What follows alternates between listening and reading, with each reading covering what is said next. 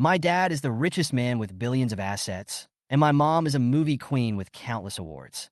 But I'm always gloomy, because I found out that my existence was just a stepping stone for that fake male protagonist.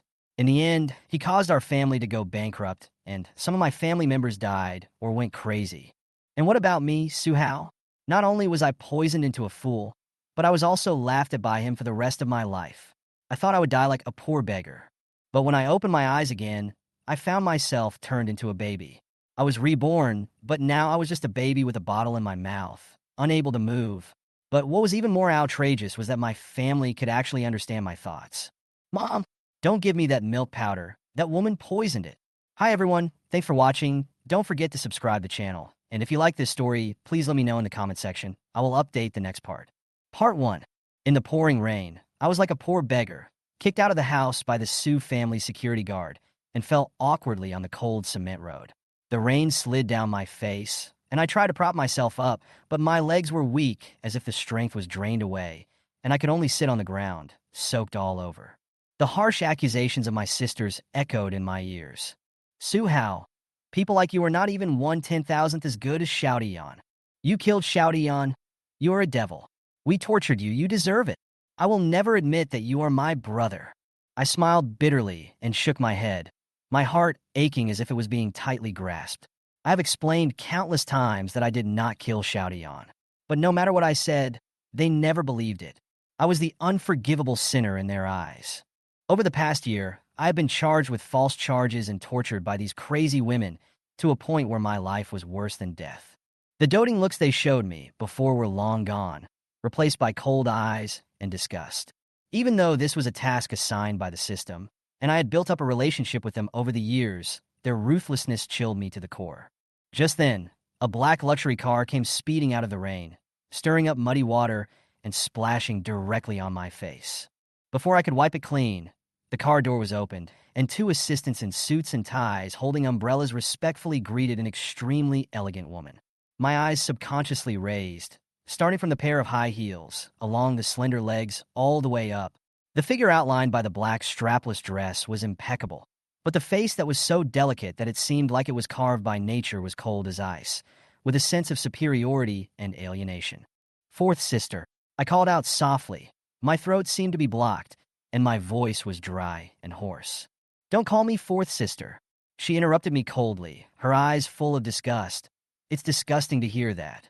I lowered my head and said nothing more. The rain hit my face, mixing with the muddy water and sliding down, but it was far less piercing than her indifference. She glanced at me, as if looking at a reptile lying on the ground, and said coldly, "Today is Xiaotian's death anniversary. I don't want to waste time scolding you, but I hope you understand that you will never get what doesn't belong to you." She turned around and was about to leave, but I caught a glimpse of an out-of-control car rushing towards us in the distance, and it was about to hit her in the next second.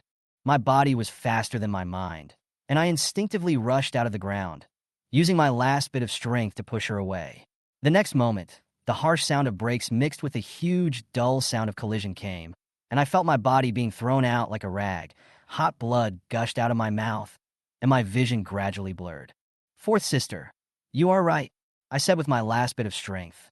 I don't want anything that doesn't belong to me anymore. My world fell into darkness. When I opened my eyes again, I found myself turned into a newborn baby. The familiar system prompt sounded in my mind. Congratulations to the host for completing the mission failure penalty and re-entering the mission world. Here it comes again. My heart sank. The baby was so weak that I was speechless. I couldn't even turn over. I could only passively feel everything happening around me. The nurses exclaimed, "Wow, this boy is so beautiful." Beautiful? I was stunned for a moment. How exaggerated was my appearance? However, after a moment of embarrassment, I noticed the layout of the surrounding environment. Simple and shabby. Not at all like the rich home promised by the system before. Dog system. Is this the wealthy family you mentioned? With such poor conditions, can they afford to support me? I complained in my mind, but soon I found out that things were not that simple. My mother, lying on the hospital bed, looked at me weakly but contentedly. The smile on her face stopped abruptly as I spoke in my heart. She heard it. Her face was full of shock, and she looked at me tentatively, as if to confirm whether the voice just now came from me. Not long after, My father Su Tian pushed the door open and walked in. He stood in front of the bed and looked at me with a rare smile. But from the way he stared at me, he also heard it. What happened next was even more outrageous. My mother called Annie Lon, the nanny at home, to feed my baby. However, when I heard the name Annie Lon, her great achievements immediately came to my mind. This woman was the villain who later turned me into a mentally retarded person. Mom, how could you leave me to such a bad woman? My voice startled my mother, and she immediately gave up the idea of letting Auntie Lon feed me, and instead held me herself. However, my father was still worried, and he followed Annie Lon to the kitchen to check. Sure enough, the woman secretly put drugs in the milk powder and was caught by the father on the spot.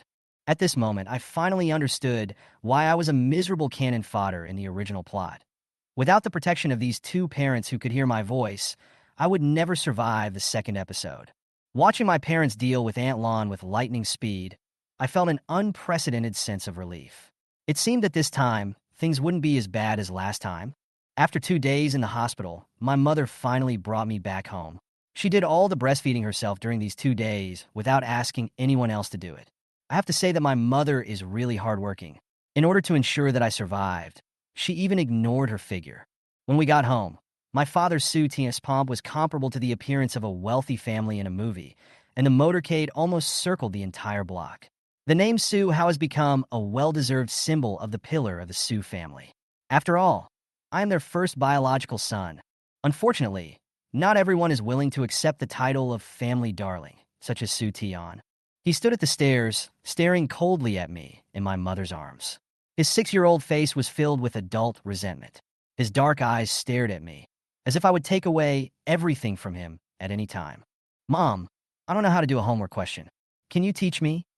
This kid acted like a spoiled child in a childish voice, and it really sounded like the real deal. Even though I had a God's perspective, I was almost fooled by his tone. Unfortunately, he didn't know that I was already familiar with this set of tactics, from being pitiful to taking every step carefully, and in the end, all the love and resources became his possession. My mother obviously didn't realize his intention and subconsciously wanted to hand me over to the servants to take care of me. But when she looked down at my face, she suddenly remembered something and hugged me tightly. The tutor will help you with your homework tomorrow. Mommy has to feed her little brother now. Feeding.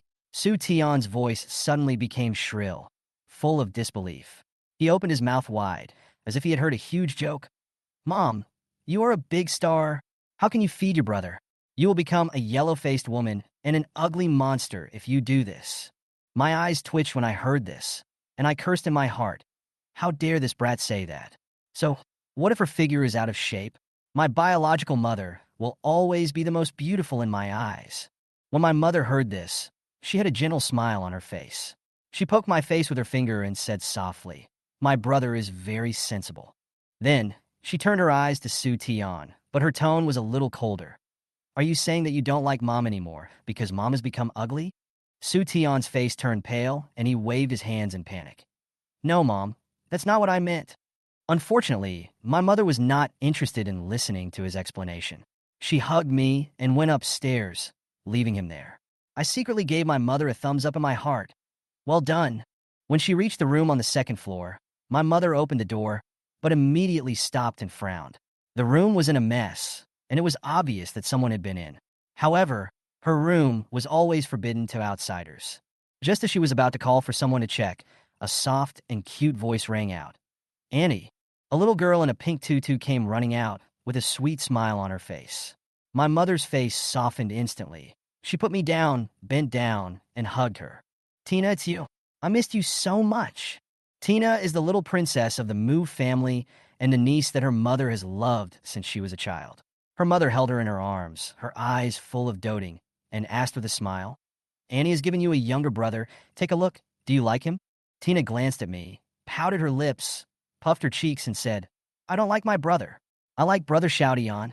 I want to marry brother Tian. Hearing this, I complained in my heart. What's wrong with this plot? She liked Su Tian when she was a child? It's not surprising that she had a relationship with him when she grew up. The mother didn't think much about it. She just patted Tina's head gently and said with a smile, Don't make trouble, kid.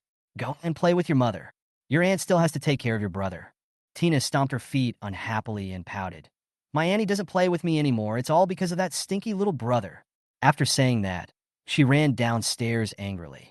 My mother smiled helplessly and looked down at me. I wanted to say something else, but I felt suffocated by her embrace. I had a wail in my heart. Mom, if you keep holding me like this, I really can't survive. My mother chuckled, put me back in the crib, picked up the computer, and looked through the kitchen surveillance records. Sure enough, she discovered Su Tian's little action not long after. In the video, Su Tian secretly opened the lid of the pot in the kitchen, looked around to make sure there was no one there, and actually spat into it. Ugh! The mother vomited out directly, covered her mouth, and shook her head repeatedly, her face looking extremely ugly. Sutian, you are only 6 years old, and you would actually do such a thing, she said angrily to her father Su Tian. After hearing this, the father also frowned and said in a low voice, "It seems that Su Tian does have problems. His behavior is far beyond the scope of rebellion of ordinary children. Or let's send him back to the orphanage. If we don't teach him well, he will definitely become a hidden danger in the future," the mother said mercilessly in a cold tone.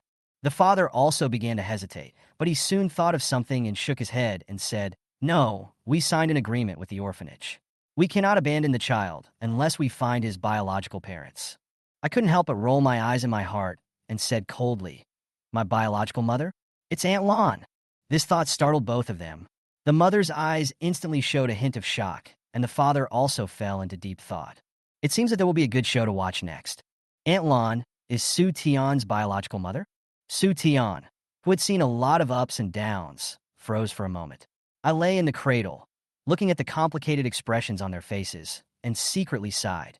Have these cannon fodder parents finally come to their senses? Mother Chun-Li suppressed her inner shock and said in a trembling voice, "Su Tian, go to Aunt Lan's room and see if there is any hair she left behind. Take it to the hospital and do a paternity test with Xiao Tian. I suspect she is Xiao Yan's biological mother." I thought so too. Father nodded, his expression even more solemn than mother's, and immediately got up to search Aunt Lan's room. The efficiency of these two people today impressed me. Not long after, his father found a strand of hair left behind by Aunt Lon and sent it to an identification agency along with Su Tian's sample. In the past 2 days, the atmosphere at home has become subtle, and even Su Tian, a little kid, has felt it.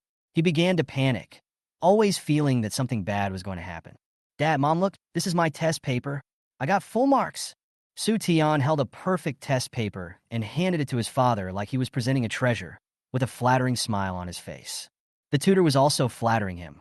"Sir, madam, the young master is really smart. He is only 6 years old, but he can already do 2-digit multiplication." My father raised his eyebrows and nodded, seeming somewhat satisfied. Well, not bad. I lay in the cradle and watched all this, and couldn't help but sneer in my heart.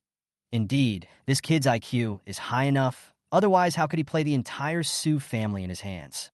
It's a pity that this cleverness is used in the wrong place. When the tutor heard his father's praise, he immediately handed over a pen and paper and said, "Master, how about you do another calculation to see what 34 times 56 is?" Su Tian picked up a pen, lay down on the sofa, and started to calculate. His father and mother looked at him, concentrating on calculating the problem, with a hint of satisfaction on their faces. As for me, I was too lazy to watch him act funny and just complained in my mind, 1904. As soon as I finished speaking, my father's expression froze. He subconsciously looked at my mother, who also had a complicated expression on her face. Obviously, they had heard what I was saying. "Xiao Tian, calculate another 56 by 67. Mother suddenly spoke. Her tone sounded casual, but I knew that her heart must be turbulent. Su Tian was stunned for a moment. He hadn't finished the first question when he was given a more complicated one. He was inevitably a little flustered. I was too lazy to waste time and gave the answer directly. 3752. "What about another 156 by 67? The mother continued to ask. My parents were completely upset. They listened to my thoughts with their ears perked up, their eyes full of disbelief. The tutor had no idea what they heard and continued to explain. "Madam, the young master has not learned 3-digit multiplication yet, so this problem is indeed a bit difficult. But with the young master's intelligence, he will definitely learn it quickly." My father ignored her, just glanced at me, and suddenly said to my mother, "Chun-Li, Mr. Gu will arrive in Kyoto tomorrow. I originally planned to let him accept Su Tian as his last disciple, but now, I think this opportunity should be left to Xiao Hao." The mother nodded in agreement. That's right. Xiao Hao is a rare genius in a century. We must not waste his intelligence and talent. I hummed in my heart. You just discovered how awesome I am. Now you know what a genius is, right? When Su Tian heard this, his face turned as dark as the bottom of a pot. He clenched his fists, his eyes full of anger and unwillingness, but he dared not show it. So he could only endure it and continue to act good. After a while, he suddenly asked, Mom, can I hug my brother? My mother was indeed a little tired after holding me for a whole day, so she handed me to Su Tian. My heart was immediately alarmed. Something was wrong. This kid must have bad intentions when approaching me. Sure enough, as soon as it reached his hand, I felt a sharp pain, and then I couldn't help but roar in my heart. Hey, you bastard. Are you trying to strangle me to death? Mom, save me. My mother immediately noticed something was wrong with me, and she sat up suddenly from the bed and grabbed me back. Because of the big movement, Su Tian was pushed to the ground and hit the table leg, and a bruise immediately appeared on his leg. My mother lifted my blanket and checked, and sure enough, she found a few red fingerprints on my legs. Her face instantly turned cold, and her voice was as cold as frost. Xiaotian, you disappoint me so much. You are so young, but you have such a vicious mind. Su Tian was so scared that he burst into tears. Mom, I didn't mean it. At this time, the father pushed the door open and came in with the paternity test report in his hand. He glanced at his mother, ignored Su Tian, walked straight to his mother, and handed her the report. My mother opened the report with trembling hands, and her face turned pale when she saw the bright red 99.9%. It turns out, Annie Lan is really Su Tian's biological mother, the father said in a deep voice. The child we have raised for 6 years turned out to be a potential threat. This child can no longer stay in the Su family. The mother nodded fiercely, her eyes full of disgust. Send them away. Make them and their son disappear from our lives forever. Su Qingqing pulled me from the crib into the classroom, looking confused. When did I prepare a crown for my future wife? What new plot is this? The little ones in front of me were all excited, as if they had been injected with chicken blood, and they were circling around the diamond crown. The classroom was filled with a lot of voices. Sister Qingqing, this crown is so beautiful. Even my mother doesn't have a diamond this big. Yeah, how much does it cost? Sister Qingqing, can I try it on? A few brave little girls were already eager to try and reach out to touch the crown. Su Qingqing crossed her arms proudly and snorted. Don't worry. My brother said that this crown is for his future wife. Whoever is willing to marry my brother will get the crown. I was immediately confused. Su Qingqing, which year did you hear me say this? When did I say I wanted to find a wife? The little girls in the class were instantly excited and rushed to raise their hands. Me? I'd marry your brother. Sister Qingqing, choose me. I will be your brother's wife. Sister Qingqing, I'm the prettiest. You must choose me. Tina, who was sitting in the back row, couldn't help but tiptoe and move closer cautiously, staring at the diamond crown without blinking, with desire clearly written on her face. I sighed and complained in my heart. Why are the kids this year so easy to fool? It's just a crown? Is it necessary to fight over it like this? Just then, a voice broke through the noise. Sister Qingqing, this crown is not fake, right? A girl in a small skirt tilted her head and blinked her eyes and asked. Su Qingqing was immediately furious. Fake? Is there something wrong with your eyes? My brother is the young master of the Su family. Our family has plenty of money. How could this crown be fake? The girl immediately became timid after hearing her harsh words. She shrank her neck and dared not speak again. I couldn't help but laugh in my heart. Alas, Sister Qingqing, your logic is correct, but I really don't want to get involved in these things. At this moment, Tina suddenly said timidly, Sister Qingqing, can I be your brother's wife? Su Qingqing raised her eyebrows, looked Tina up and down, and showed a little disdain on her face. You are not good enough. Let's talk about it when you grow up. Tina's face turned red due to choking, but she did not refute. She just lowered her head and touched her skirt, seeming a little inferior. Alas, little Tina, don't even think about relying on this crown anymore. Even if you can become the daughter-in-law of the Su family, it's not because I agreed. As soon as my inner voice came out, Su Qingqing immediately looked at me alertly, took my little hand, leaned close to my ear, and whispered, Little brother, do you think she is not pretty enough? No, she does look good, but she will hook up with Su Tian in the future. She is an ungrateful person. Hearing this, Su Qingqing was stunned for a moment, and a bit of confusion and suspicion appeared on her little face. But in the end, she didn't say anything, just patted my head silently. All right, stop fighting over it. Su Qingqing acted like a big sister. Who this crown will belong to in the future is up to my brother to decide. Why are you so anxious? After hearing what she said, the other little girls had no choice but to give up, but there was still some reluctance in everyone's eyes. I lay in the stroller, not bothering to pay attention to the noise of these children. TSK, what's going on? I just came here to lie down. How come I became the most popular person in the class? I sat in the stroller, watching everything in front of me without blinking. Su Qingqing was like a hen with high morale, shaking her head and tail in the class to arrange the crown, making those little girls go around in circles. I have to say, this girl's mind is faster than a windmill. However, when I saw little Tina angrily running to the teacher to borrow a phone to call her mother, I understood that this little girl was unwilling to lose. Sure enough, Zhou Qin soon appeared with a plastic bag. Little Tina almost jumped up with excitement. Mom, where's my crown? Zhou Qin looked proud. Isn't it just a crown? I bought it for you a long time ago. She handed the plastic bag over, and I could see clearly that inside was a crudely made plastic toy crown, which was completely different from the gorgeous diamond crown in Su Qingqing's hand. Little Tina opened the bag, and her face fell. This is not a crown. Zhou Qin frowned. Why not? This is the crown. The princess wears it.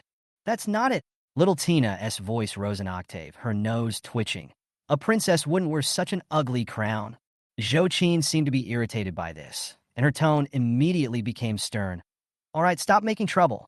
Your mother is not the queen. How could she be a princess to you? Eat quickly.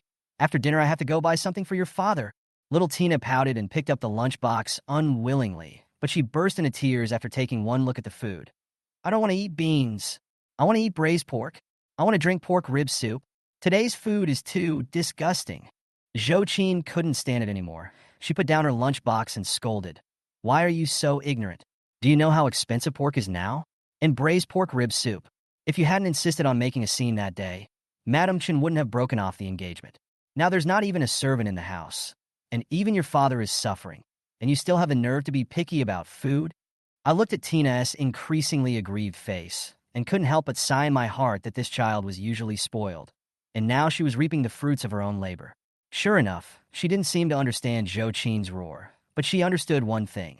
Because she didn't like me, her life began to become bad. Just then, a familiar fragrance wafted over. It's pork rib soup. Little Tina immediately followed the smell and looked over. Hope rekindled in her eyes.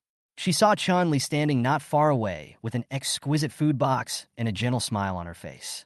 Chun, Mom! Su Qingqing's voice interrupted her. Su Qingqing ran over happily, took the pork rib soup from Chun-Li's hand, and drank happily with both hands holding the bowl like a little hamster. I love pork rib soup the most. Su Qingqing looked very satisfied. Chun-Li smiled and patted her little head, then took me out of the stroller and rocked me gently. The smile on her face was so gentle that it could melt ice and snow, and she looked like an angel descending to earth. When the other parents saw her, they all gathered around her, holding up their phones to take photos and ask for autographs.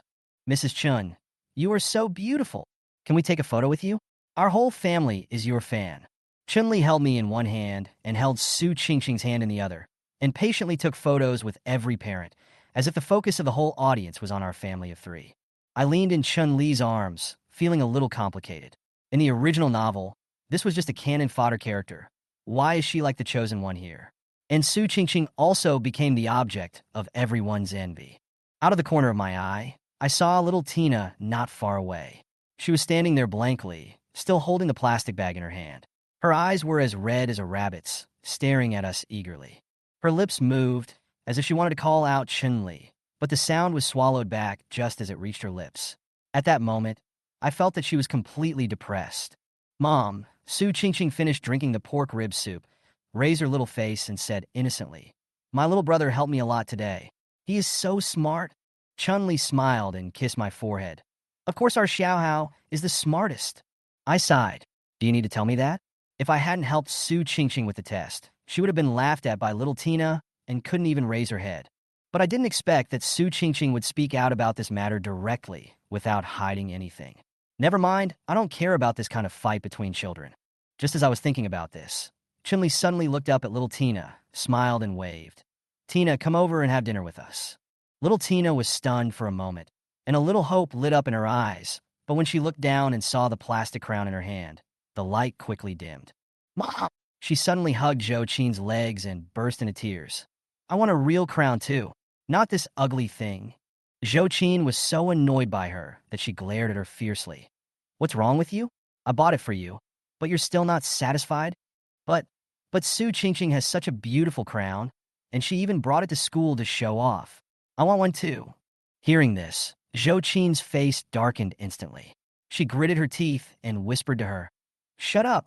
How dare you make demands on me now? Do you know how much face our family has lost because of you? This scene was so embarrassing that I felt a little sorry for little Tina. Although she was indeed willful and petty, in the final analysis, this child was also a victim of a messed-up education. Chun-Li obviously saw it, but she just glanced at Zhou Qin calmly and said softly, The child is still young. Let's talk about it when we get home. Zhou Qin's face turned pale and blue, and in the end she didn't dare to say anything more. She could only pull little Tina away in a hurry. I watched the mother and daughter leave and couldn't help but sigh in my heart. If this continues, little Tina will definitely not have a good ending in the future, and I will never be like in the original book and still be foolishly devoted to her. I would never do such a stupid thing. Okay, Xiaohao, let's go home. Chun-Li patted my back gently. At this time, the parents who sent their children to school recognized Chun-Li, and there was an uproar. The shutter sounds of mobile phone cameras rang out one after another, and almost everyone wanted to take a photo with her. I lay in her arms, gently supported. Although it was noisy around us, her gentle rocking of me made me feel unexpectedly at ease. Chun-Li, holding Su Qingqing's hand, smiled brightly, like a character from a painting. Every parent surrounded her, their eyes full of envy. Su Qingqing was enjoying it. She was so proud of being noticed by so many people that she was obviously used to this kind of scene. The children of the same age all looked at her with envy. Even the few little girls who usually disliked her came up to her and praised her for being so beautiful and chattered around her. And what about little Tina? She stood not far from us, her face flushed red, looking at Chun-Li with complicated eyes, then at me and Su Qingqing. She was pinching the plastic crown that her mother had just stuffed into her, and her fingertips were almost squeezing the cheap toy out of shape. I couldn't help but sigh in my heart. This scene really proves the saying, some are happy while others are sad. I didn't care about Tina's feelings, but seeing her almost crying out of grievance, I felt a little complicated. After all, she's just a child. Suddenly, I heard her mutter, Why is their family so happy, but Mom is so mean to me? Mom, go tell Aunt Chun that I am willing to marry that annoying guy and ask her to invite back the aunt who cooks delicious food. And the driver uncle, the nanny aunt. All of you please come back. Girls of this age are still unable to understand the true meaning of getting married.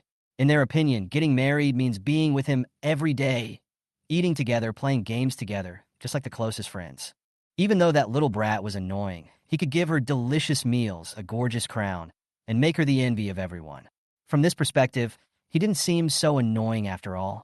Zhou Qin's anger eased a little, and after weighing the pros and cons, she decided to talk to Chun-Li to see if there was any room for recovery. My mother hugged me and turned away, leaving me and my third sister Susan face to face.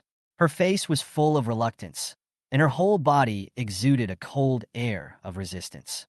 I stared at this little girl in a sailor suit who looked like she came out of a comic book and couldn't help but mutter in my heart, Is this my third sister? She looks so delicate and has such a cold temperament. No wonder she was able to crush that idiot Su Tian in the later period. It's a pity that her end was so tragic in the end. It's really heartbreaking. Suddenly, Susan paused. She looked down at me, her eyes as cold as an ice cellar in winter. Hey, were you talking about me just now? She asked suddenly, her voice clear but with an indescribable sense of oppression. I was shocked. How could this girl be so perceptive that she could detect my inner voice? But soon, I calmed down, pretended to be innocent, and used the baby babbling I had just learned to deal with it. Humph! She curled her lips in distrust. Little kid, what a trouble. I tried to reach out and grab the corner of her clothes, hoping to get closer, but she waved my hand away and frowned in disgust. Don't touch me. I don't like children, especially those like you who can't even speak. Third sister, when you know how powerful I am, you won't despise me so much. Hearing this, she was stunned for a moment, her eyes slightly complicated, but soon returned to indifference. Why are you being mysterious? You don't know anything now anyway. Her voice was so low that it was almost inaudible, with a hint of confusion. Seeing her reaction, I smiled secretly. As expected, a genius is a genius. Her intuition is much sharper than others. But now is not the time to reveal my true feelings. I have to take it slow. At this time, Su Tian appeared out of nowhere and ran to us with a hypocritical smile on his face. Third sister, why are you standing here alone? He first glanced at Susan, then looked down at me in the stroller, with a hint of disdain in his eyes. Is little brother okay? Do you want me to help you take care of him? Don't think I don't know what you're thinking. Su Tian obviously couldn't hear my thoughts. He reached out his hand and wanted to hug me, but Susan stood in front of him. None of your business, she said coldly. My brother was given to me by my mother. You should go find someone you like. Su Tian's expression froze for a moment, but he soon returned to his smiling face. Third sister, are you still angry? Actually, I didn't mean to upset you. Shut up. Susan said these two words coldly, turned around and left with the stroller, not giving Su Tian any face at all. I secretly gave my third sister a thumbs up in my heart. Third sister is really amazing. She has such an aura at such a young age. No wonder she can always suppress Su Tian. After returning to the room, Susan stared at me with a cold face, as if she was still struggling with whether to communicate with me. Why are you looking at me like that? She muttered to herself, then reached out and poked my face. Third sister, you are the smartest person I have ever met. You will definitely achieve great things. Her hand suddenly paused, with a hint of doubt in her eyes, as if she had heard something vaguely, but could not confirm it. After a few seconds, she stood up suddenly and laughed at herself. Am I crazy? I actually thought you were talking to me. You are not crazy. I am really talking to you, but you just can't hear it clearly. Her brows furrowed even more, as if she was frightened by me. Then she turned around quickly, picked up her school bag, and walked out. I don't want to care about you. After saying this, she left without looking back. I lay in the stroller and sighed helplessly. Third sister is so smart but so awkward. But it doesn't matter. I have plenty of time to change her. The next day, before the lively atmosphere of the full moon banquet had faded, Su Shirkuin and Su Tian came again. This time he seemed to have other plans. Su Tian, I'm here this time for the important matter of our family. Su Shirkuin looked confident, with his usual fake smile on his face. What's the big deal?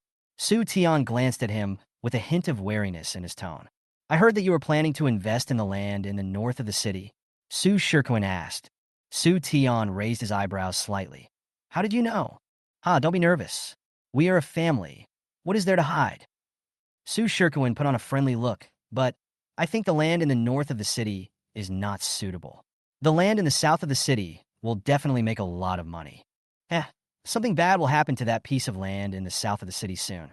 Whoever buys it will be in trouble. The north of the city is the best choice. But if he wants to cheat my dad, he has to see if I agree. Su Tian heard this, the corners of his mouth slightly raised with a barely perceptible sneer. The land in the south of the city is indeed good. Otherwise, I'll give it to you, Su Tian said calmly, but the price has to be 3 times the market price. Su Shirkuin was stunned for a moment, obviously not expecting Su Tian to agree so easily, but he quickly reacted with a greedy smile on his face. That's great.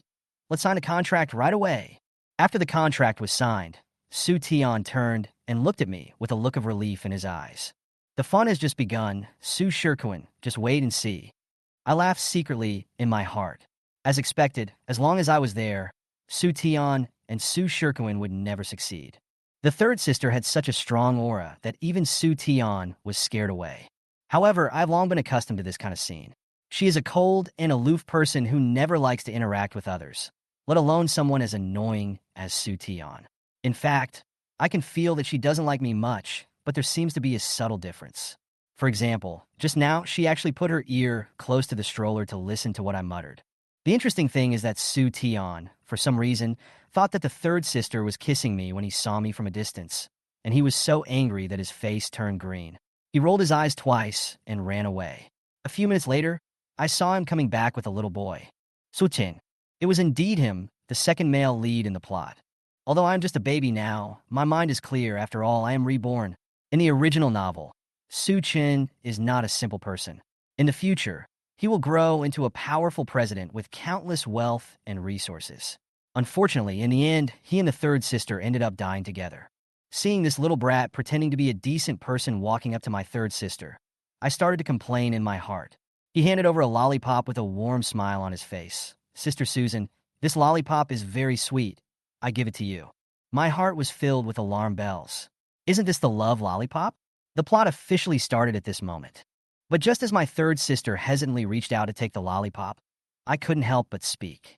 99% of this kind of sugar is hydrogenated vegetable oil, which produces trans fatty acids. Eating too much will not only make you fat, but also lower your IQ. The third sister's hand paused. Then, she raised her hand without hesitation, and the lollipop fell to the ground with a pop. This scene made me laugh out loud. The expression on Su Chen's face froze instantly, as if he had never expected to be rejected. You know, he's the most favored young master of the Su family. From childhood to adulthood, no girl dared to do this to him. The third sister just crossed her arms, looked down at him, and said coldly, "Don't try to fool me with this kind of thing."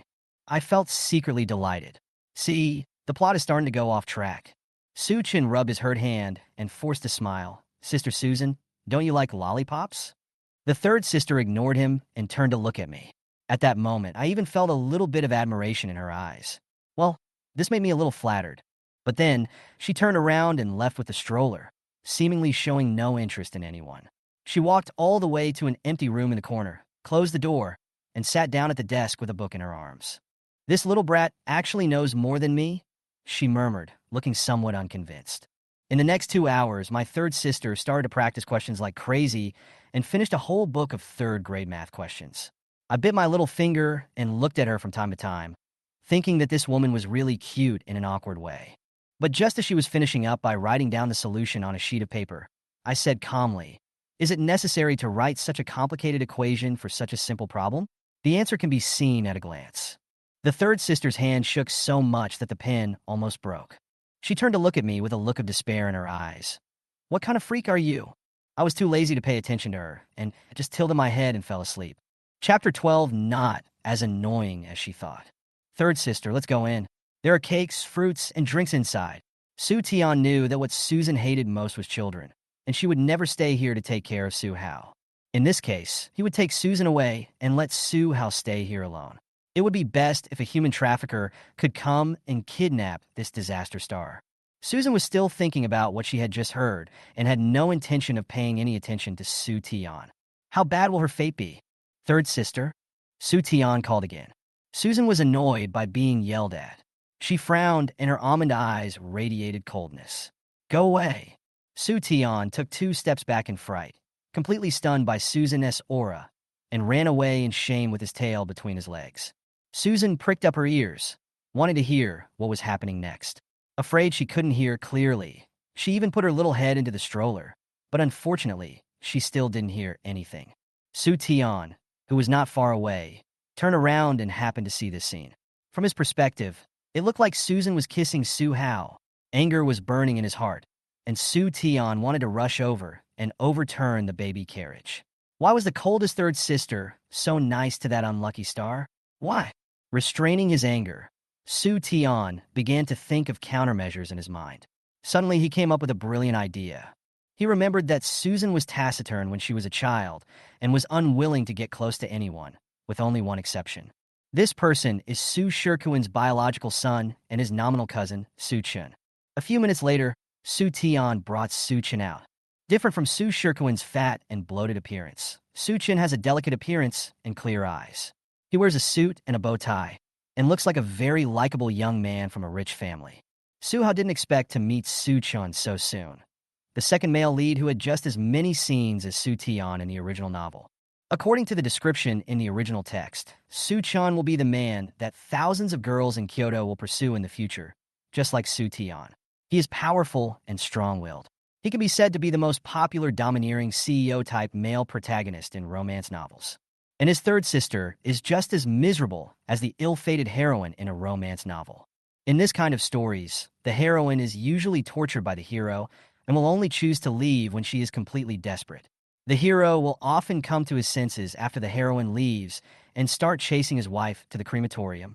The only difference was that Susan did not choose to forgive Su Tian in the end, but died with him, pushing him into the high seas, just to avenge the Su family. Su Hao couldn't help but feel heartbroken when he thought of Susan, who was originally a genius, being imprisoned by Su Tian in the name of love, locked in a lightless secret room, and injected with banned drugs to control her mind. The genius girl of her generation was reduced to a poor woman who could only kneel and beg. This paragraph in the original text is very dark. It seems that the author wanted to satisfy some kind of sexual fetish of his own. He actually had Su Chun force Susan to kneel down in front of him, whip her with a whip, and call her a bitch.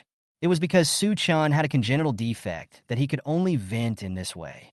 Hello, Sister Susan. This lollipop is very sweet. I'm giving it to you. Su Chun smiled slightly, walked gracefully to Susan, and stretched out his hand holding the lollipop to her. Susan looked over. The moment their eyes met, Su Hao's heart tightened.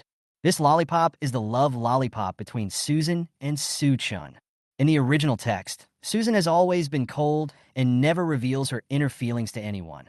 But once someone forcefully breaks into her heart, she will reveal a gentle side that outsiders have never seen before. Su Chun is this person. For Susan, because of her cold appearance, children of the same age were either afraid of her or avoided her. No one even gave her a lollipop. Susan slowly stretched out her hand. 99% of this kind of sugar is hydrogenated vegetable oil, which produces trans fatty acids. Trans fatty acids can make people fat, and in serious cases, it can even affect IQ. Susan's hand stopped in midair.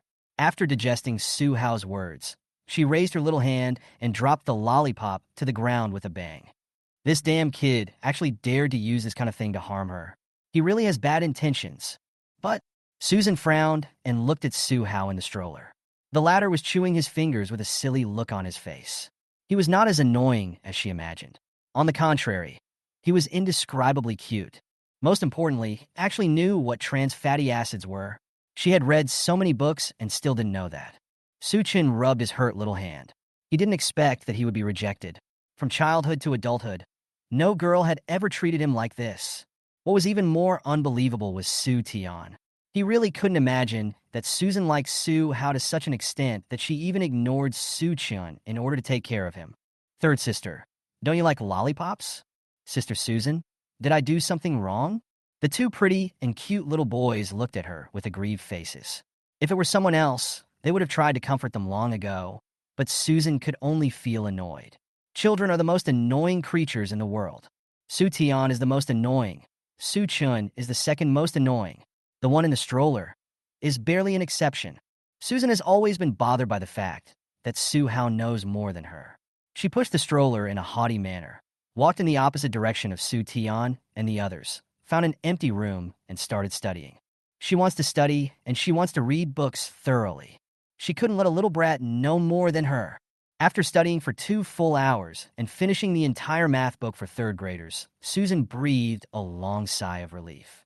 Now, she no longer had to worry about that little brat knowing more than her. She can even solve the most difficult problem of chickens and rabbits in the same cage. Susan deliberately spread a piece of paper in front of Su Hao, took a pencil, and began to write on it. She first made an equation, then solved it, and wrote it down step by step. It took up a whole page. Just as Susan was about to make the final calculation, a faint voice sounded. Although, isn't this method a bit too stupid? The answer can be seen at a glance. Susan, who claimed to be a genius girl, froze in her expression and almost broke the pencil in her hand. Chapter 13, Seeds of Love. 40 chickens and rabbits have 116 legs. Suppose you cut off half of the legs of the chickens and rabbits. Then the chickens will only have 1 leg left, and the rabbits will only have 2 legs. Subtract 40 from the remaining legs, and you get the rabbits.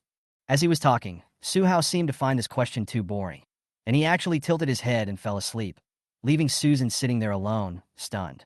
After going over the method Su Hao mentioned in her mind, Susan slowly opened her eyes. Why didn't she think of such a simple method? Boom, boom, boom. A knock on the door brought Susan out of her surprise. Sister Susan. Little Su Chun pushed open the door and smiled like a gentleman. Uncle Housekeeper has just set up the flower stand. Let's go and see the flowers together. Su Chen's voice seemed to have some magic power, which woke Su Hao up from his sleep. After hearing what he just said, Su-hao wished he could grow a pair of fists and beat this despicable boy to death. Su-hao remembered that in the original text, Sutian occupied an irreplaceable position in Susan's heart just by looking at flowers. Su Lingyue has always been aloof, like a little hedgehog with all her thorns erect and not getting close to anyone. No one knows that she, like any other girl, likes beautiful and vast flowers. Su-chan was the first person to take him to see the flowers. Susan when the flower stand fell down. At this point, the seeds of love were planted in Susan's heart and gradually took root and sprouted as she grew up. Sister Susan, please come with me. I see roses, wild roses, jasmine flowers there. Just imagine how beautiful it would be if you wore these flowers in your hair. Su-chan continued to seduce. Susan put down her pencil, her eyes flickering slightly, and she was obviously moved. Don't go. This guy will deliberately knock down the flower stand and then save you so that you will be grateful to him. If you go, you will fall into his trap. Susan's eyes narrowed slightly, but luckily she was used to keeping a cold face. So even when she was angry, she looked the same as usual. Seeing that she didn't refuse, Su-chan held her hand and said, "Let's go." Facing Su-chen's bright smile, Susan did not have any extra expression. Instead, she pulled her hand out little by little, turned around, and hugged Su-hao. Then he walked out expressionlessly, leaving only a cold back to Su-chan. Su-chen's expression froze. He never expected that Susan would take the initiative to hug Su-hao. Doesn't she hate children the most? And she had never been so cold to him before. But it didn't matter. When Susan went to see the flowers, he deliberately broke the flower stand and then pretended to save her and got injured himself, so that he could divert Susan-'s attention away from the little devil. By then, he will be Susan-'s savior, and Susan will definitely listen to him. And Susan kept thinking about what Su-hao said. She originally thought that Su-chan was just annoying, but she didn't expect that he was so scheming that he actually came up with this method to get close to her. Susan imagined that if Su-chan really did that, she might really regard him as her best friend. After all, she still doesn't have any friends in all these years. Su-chan, I want to see if you are really that shameless. Susan's face was stern, looking like a little adult. She still had some doubts about what Su-hao said. It is strange enough that one can solve Olympiad mathematics problems shortly after birth. If one can also predict the future, then he is not a human, but a god. Susan controlled her temper, carried Su-hao to the flower stand, and pretended to admire the flowers. Su-chan saw it and immediately ran over. Sister Susan, perhaps because the sight of 3 children looking at the flowers together was so pleasing to the eye, some guests also gathered around. Siali walked gracefully to Chun-Li's side and said with a smile, "Look at these 2 children. Each one is cuter than the other. They are worthy of being the descendants of my Su family." When talking about the Su family, Siali was full of pride. Is different from Chun-Li.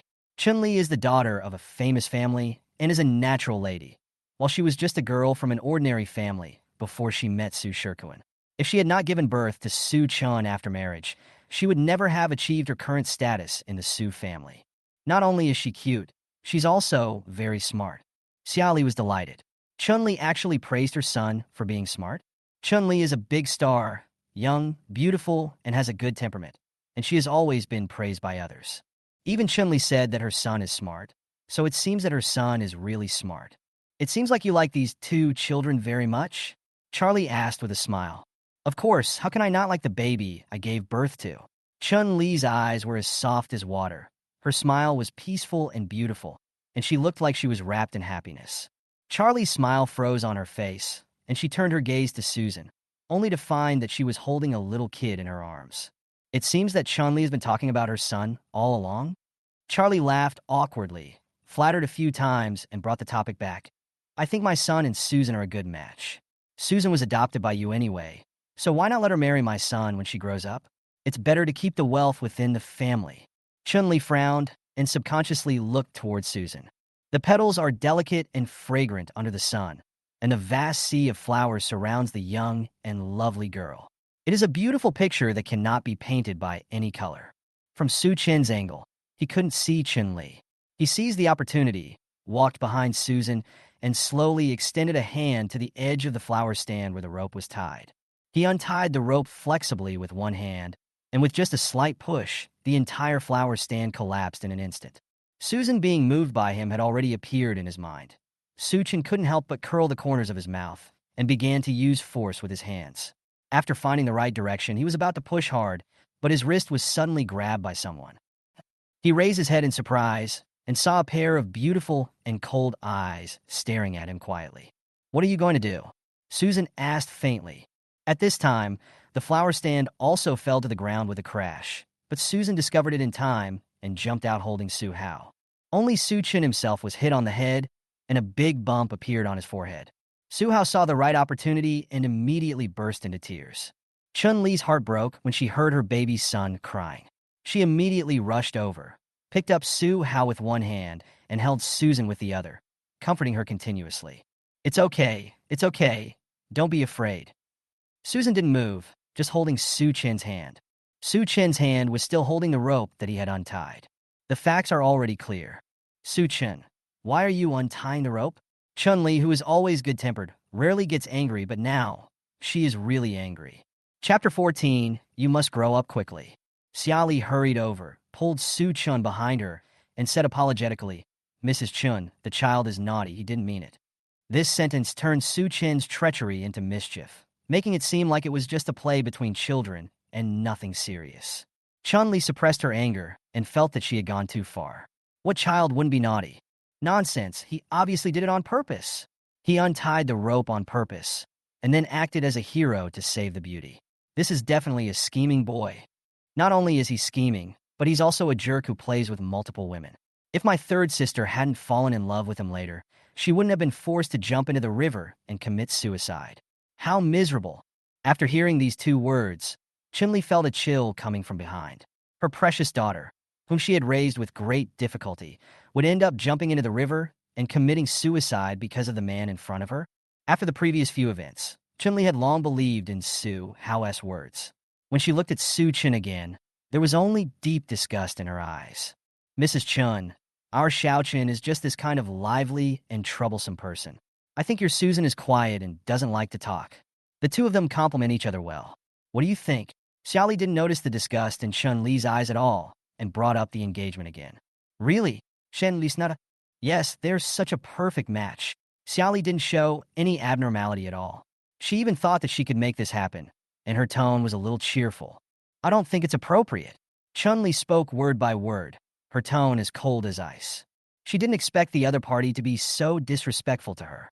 Siali's face turned pale and blue, and it took a long time to return to normal.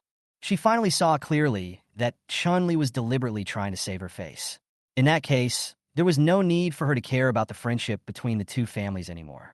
Yes, it is indeed inappropriate. Our Xiaochen has been smart since he was young. When he grows up, he will manage the Su family better and better. By then, all the girls in Kyoto will rush to marry our Xiaochen. Siali looked proud. Xiaodian is also very smart. Our family cannot compete with you now, but with the two of them here, we don't know who will be the final winner in the future. Su Hao sighed after hearing this. If the original plot had been followed, Siali's words could be said to have come true. At the end of the story, Su Shirkuan, Siali, Aunt Lan, Zhou Qin, Tina, all the people related to Su Tian, became successful with the help of Su Tian. While their family was struggling to make ends meet in a leaky rental house, these people were chatting and laughing in the brightly lit villa. While their families were starving because they had no idea where to get their next meal, these people had already filled the refrigerator with food, leaving it to rot and grow worms. The most impressive scene is that in order to prepare dinner for the family, Chun-Li had to go to the vegetable market to pick up the unwanted vegetable leaves, but unexpectedly she was caught by Siali. In order to humiliate Chun-Li, Siali threw the vegetables she had just bought on the ground, mixing them with the rotten leaves, forcing Chun-Li to pick up her vegetables. Although it was not detailed in the original text, Su Hao could also infer that Siali was waiting there on purpose. Otherwise, as a lady from a wealthy family, why would she need to buy groceries herself? Chun-Li raised her eyes and said in a cold tone with a hint of majesty, "Then let's wait and see." As a lady of a prominent family and a movie queen with countless fans, Chun-Li's aura is naturally incomparable to Siali. Just this one sentence made Siali lose her temper instantly, and she couldn't say anything else. "I heard." Siali suppressed her anger and pretended to be calm. "My second brother bought a worthless piece of land to bring good luck to his newborn son. This is not what a businessman should do. If he buys that piece of wasteland, he will lose his original capital, not to mention making money. If you know so much about business, your family would have been the richest family long ago. Chun-Li said calmly. Siali was completely stunned and could only stare blankly in the direction of Chun-Li. Ming Ming, let's go. Chun-Li held her daughter in one hand and her son in the other, and turned gracefully and walked towards the banquet hall. When they walked to a deserted place, Chun-Li's face darkened slightly. If she hadn't been able to hear her son's inner voice, things would have developed just as Siali said. Su Chun is such a deep-minded child at such a young age. His daughter only appears cold on the outside, but is actually naive and ignorant of the world. There is an 80% chance that she will fall into that boy's hands in the future. As for Su Tian, he can indeed be called a genius in all aspects.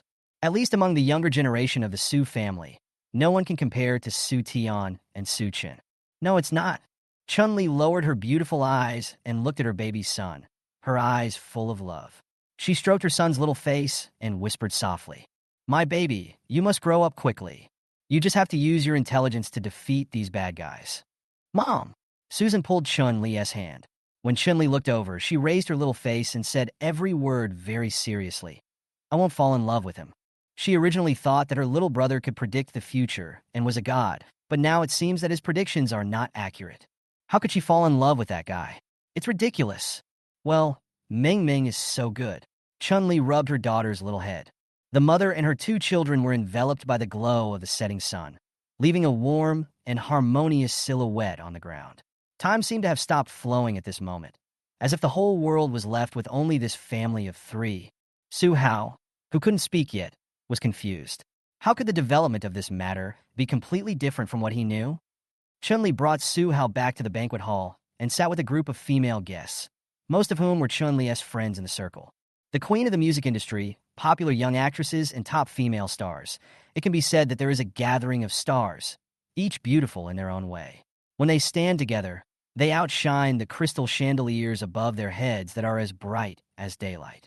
When they saw Chun-Li, these female stars immediately surrounded her and scrambled to tease Su Hao in her arms. "Sister Chun-Li, is this your son? He's so cute. Seeing this makes me want to have a baby too." The person who spoke was Lin Yimyan, the most popular young actress at the moment.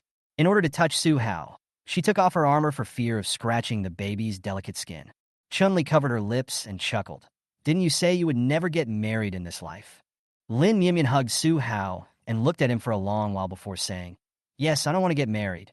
Is there any way for me to have such a lovely son without getting married?" Su Hao with sharp eyes, like a wolf finding its prey. "Why not? Let me be your son's godmother." Chapter 15, A Dozen More Godmothers.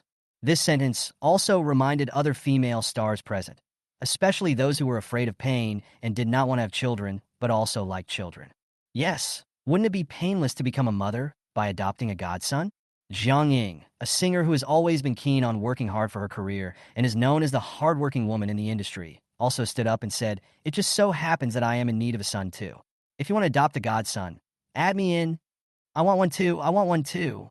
Although I already have a son, I don't have such a lovely son, so I want one too." Thus, in just a few minutes, Su Hao had more than a dozen godmothers. Chun-Li almost got a stitch in her side from laughing, but she still followed her good sister's request and arranged them in order of age. Each one of them was Su Hao's godmother. On the other side, Siali was still upset about what had just happened. In the argument with Chun-Li just now, she was obviously at a disadvantage. Chun-Li downplayed it and ignored all her words. "Xiaochen, remember this. When you go in, you must talk more with the pretty girls inside. As long as you make them like you, Daddy's future work will go much more smoothly." "I know, Mom." Charlie nodded in satisfaction. She is still very confident about her son. He looks cute and adorable and can talk. Which adult would not like such a child? As long as they can please those big stars, it will be much easier for them to find female stars to endorse their products later. The reason why Chun-Li is so arrogant is that she relies on the success of her own business. She wants Chun-Li to see that her son can contribute to the family at such a young age. He is much better than her little kid who can only drink milk. Siali took Su Chen to the banquet hall. Su Chen's delicate and lovely appearance did attract a lot of attention, and many rich ladies came to talk to Siali. But the person I wanted to wait for the most never showed up. These are all wealthy wives who accompanied their husbands to social events. There is not a single celebrity among them. Siali was a little anxious, so she simply pulled Sutian inside. When they reached the center of the hall, she saw several familiar faces that she often saw on TV. The singing queen Jiang Ying, the popular young actress Lin Yimian, and the best actress Tang Jessen. They are all big stars. Xiao Li's eyes widened, and she immediately pushed her son. Xiaochen, go quickly. Su Chun immediately prepared a speech in his mind, and after thinking about what to say for a while, he trotted over, sister.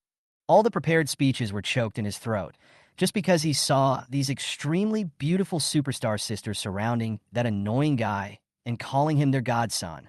Although Su Chin was more thoughtful than other children, he was only 7 years old after all. Seeing this situation, he could only turn around and ask his mother for help. His eyes were soon covered with a layer of mist, and he looked very aggrieved. Siali also clenched her teeth, feeling extremely angry. She didn't expect that Chunli got along so well with people in the circle. Isn't it said that colleagues are enemies? Suddenly, Su Chin saw Lin Yimian sitting next to him. His eyes lit up and he walked over. Hello, sister. I'm Su Chun, the son of Su Shikuan, the boss of Dinkuan Group. Lin Yimian was struggling with the 2 scripts handed to her by her agent. When she saw Su Chun, she just nodded politely and said, hello. Sister, what are you looking at? Reading the script. Lin Yimian supported her chin. Her almond-shaped eyes were charming. Her cherry-red lips were rosy and her long black hair fell on her shoulders. She became popular with youth idol dramas and indeed had the face and temperament of first love. There are 2 scripts, one is a campus idol drama, and the other is a fantasy fairy tale drama. Kid, which one do you think my sister should choose? Lin Yimian winked at Su Chun. Su Chun was very happy that Lin Yimian asked for his opinion. After glancing at the 2 scripts, he pointed to the schoolgirl wearing a sailor suit and white silk socks on the cover without hesitation. Choose this one. He had seen Lin Yimian's drama and knew that this was how she looked in the drama. Lin Yimian was also surprised. Have you seen my drama? I have. My parents and I have all seen it, and even my dad said that my sister acted very well. This was meant as a compliment, but Lin Yimian felt a little embarrassed. His father is the old pervert from Dinkuan Group. Being praised by him for being pretty is not something to be happy about. The agent also came over at this time. Seeing that Lin Yimian was still hesitating, he couldn't help but urge her. Oh, my aunt, even children know how to choose. What is there to hesitate about? Yes, judging from her appearance and temperament, even a child would know how to choose. I just adopted a godson today, so let him help me choose. I'll play whichever role he chooses. Godson? The agent was instantly petrified, and the image of someone being hacked and becoming a trending topic appeared in his mind. Little Su Chin also looked hurt. How could such a beautiful elder sister also recognize that annoying guy as her godson? Siali, whose complexion had just improved, frowned again and could only curse silently in her heart. She hoped that she would let that little devil choose the worst script for her and see if she would still act in it. As she spoke, Lin Yimian had already walked to the stroller with the scripts in her hand. She squatted down, placed the 2 scripts in front of Su Hao and shook them. Baby, which one do you think Godmother should choose? How about this? You choose one for Godmother, a popular and hit script. Su Hao lazily raised his eyelids and made a decision in just 1 second. He grabbed one of the scripts with his chubby little hands. The girl in the script is heroic and has a heroic air between her eyebrows. Compared with the first love heroine in the youth idol drama, there is a world of difference. This is also a role that Lin Yimian has never tried before. Lin Yimian's mind moved, and her expression became extremely strange. Logically, she should have chosen that sweet campus drama, but does she really want to be labeled as first love for the rest of her life? I didn't expect that Ming would really choose that crappy script. Siali almost laughed out loud. Now, there was no way Lin Yimian would listen to that little brat. She just said it so nicely, saying that she would play whatever role the little brat chose. Now, doesn't she have to listen to her son obediently? Yimian, acting in a fairy tale drama is very tiring. Sometimes you may have to hang on wires for a whole day. You definitely can't handle it. Besides, you are not suitable for acting in a fairy tale drama at all. I've decided. Lin Yimian seemed to be deaf and completely ignored her agent's words. I will act in this fairy tale drama. Yimian, the agent was anxious. Siali and Su Chin looked at each other with confusion and surprise on their faces. Chapter 16, All Crazy. Siali didn't expect that Lin Yimian would be so fond of a child she just met. This child just grabbed a script, and she was really willing to act in it? Isn't it messy to let an actress with a first love face play the cold, an arrogant fairy heroine? Su Tian didn't expect that Lin Yimyin would listen to Su Hao so much, and the tears that he had been holding back seemed to flow out again. The beautiful sister didn't listen to him. It's settled. Lin Yimyin's smile faded a little. She was always cheerful and lively, but once she showed this expression, it meant that there was no room for turning back on her decision. Even if the agent was unwilling, he had to swallow what he wanted to say. Baby, Lin Yimyin turned back into a little face in a second and poked Su Hao's cheek with her finger. Godmother is relying on you this time. You must bless Godmother to become famous. Among the adults present, except Chun-Li, everyone else felt that Lin Yimyin was being too frivolous. How could she so carelessly take on a script that she was not good at? It's just that since today is the full moon banquet held by the Su family, it's hard to say anything. You. Chun-Li smiled and shook her head. Lin Yimyin went over to hold him and said with some regret, Director Zhou of Youth with You has also contacted you, right? I originally wanted to join the crew with you, but the two of us have never acted in a play together. I heard that Director Zhou plans to invest 300 million yuan to create this drama. It has an all-star cast from the main characters to the supporting roles, and even I only got the fourth female role. Tang Jessen said, as if hinting at something. Su Hao, who was lying in the stroller, raised his eyelids and listened to the discussions of the female stars, sighing a little. Campus dramas are very popular now. As a super IP with an investment of hundreds of millions, Youth with You is considered by all parties to be a hit drama. But no one expected that shortly after Youth with You released its final makeup photos, the male lead was suddenly exposed to a scandal of taking banned drugs, resulting in the entire drama being unable to be broadcast. However, the fairy tale drama Questioning the Heart, which no one was optimistic about, became a dark horse that no one expected. Not only did the leading actors become popular overnight, rising from third-rate stars to top stars, but the supporting actors were also more popular than each other. Yes, Youth with You does have the potential to be a huge hit. Others don't have the chance to act in it. Mian Mian, you finally got the female lead. How can you give up? The agent advised. It doesn't matter. I'm already famous enough anyway. Lin Mian Mian curled her long hair with her fingers and said nonchalantly with her lips pouted, Sister Chun-Li, please persuade her. The agent could only ask Chun-Li for help. Please persuade Sister Mian Mian to act in Youth with You. Aren't you also a special guest star in Youth with You? You can join the crew together then. Chun-Li looked at Su Hao in the stroller.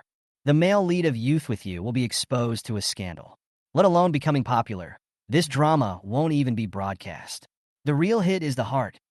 Chun-Li's mind moved. I also plan to act in Questioning the Heart with Mian Mian. Broker. Crazy all crazy. Questioning the Heart is just a small production with an investment of less than 5 million. Jiang Ying said puzzledly. I know that the director of Questioning the Heart has been soliciting investment. My Su family is willing to become the largest investor of Questioning the Heart, so there is no need to worry about the funding issues of Questioning the Heart. Since her son said that self-reflection would be a hit, she would make this dark horse drama even more popular. If it can become a hit even with a lack of funds, then if there is sufficient funding, won't it achieve even more surprising results? Okay, since one of you is a popular star and the other is a national film queen, and you both have joined the crew of Questioning the Heart, you can't leave me behind. So, let me sing the theme song of Questioning the Heart. Jiang Ying said cheerfully. Add me one too. I'm not greedy. Just give me a female fourth. And me. Although I can't make it, I can still make a special appearance. With the Su family's investment, many female stars came forward to recommend themselves. When the crowd was bustling, Tang Jessen walked aside and said 2 words lightly. How stupid. It's really stupid to give up the hit script and choose a small production. Ms. Tang. Noticing Tang Jessen's reaction, Siali followed. We at Dinkoin Group are looking for a female celebrity to endorse our products. Do you have any interest in this regard? Tang Jessen glanced at Chun-Li and already had an idea in her mind. She knew that Sutian's Dingjin Group was also looking for a spokesperson, and she originally planned to use Chun-Li's relationship to sign a contract with the Dingjin Group. Now it seems that there is no need for this. Dingjin Group even invested in a script as bad as Questioning the Heart. Even if it is booming now, how long can it prosper? My pleasure. Tang Jessen raised her red wine glass and looked into Siali's eyes. Chun-Li also asked the servant to open a bottle of red wine and poured a little for each sister. After drinking the red wine, the actresses became bolder and their sweet laughter attracted the attention of many guests. However, since the people sitting here were either stars or big names, no one came to disturb them. Chun-Li is even more charming when she is slightly tipsy. Her fair cheeks are flushed like the halo of a crescent moon, and her slightly blurred eyes have a kind of bewitching and cold beauty. When Su Tian just walked in and saw his wife like this, he almost lost control. Unfortunately, he still had business to discuss, so he could only suppress his thoughts and carefully picked up his son in the stroller. "What are you doing?" The drunk Chun-Li suddenly sobered up and grabbed Su Hao's feet. "You've been holding me for so long. It's time for me to hold you back." Su Tian refused to let go. Lin Yimyan also stood up straight. Although her eyes were dull, her words were sonorous and powerful. "No, no one can take my godson away. Put me down, Burp. Put my son down." Jiang Ying swayed twice and couldn't even walk steadily, but she still wanted to snatch Su Hao back from Su Tian. "Sutian." Wow, just a few minutes away, his son already has so many godmothers. Okay, I won't steal your son. I'll take Xiaohao to the toilet and bring him back to you after I'm done." Su Tian made up an excuse and ran away with his son in his arms. Having learned from the previous experiences, he would feel uneasy whenever he negotiated business with others as long as this little thing was not around. Originally discussing business with Su Tian were all confused when they saw him suddenly run out and come back with a child. Chapter 17, Sending Money. I guess that Su Tian would dote on his son. After all, he is his only child, but I didn't expect that he would love him so much. Even when discussing business, I have to carry it with me. It seems that this child will be the heir to the Su family's assets in the future. Su Shirkuan glanced at the message his wife sent on his phone, and a smug smile suddenly appeared on his face. "Second brother, we just signed a contract with Tang Jessen, so the spokesperson issue has come to an end. You haven't found a spokesperson for Dingjin Group yet, right? You signed Tang Jessen?" Su Tian was a little surprised.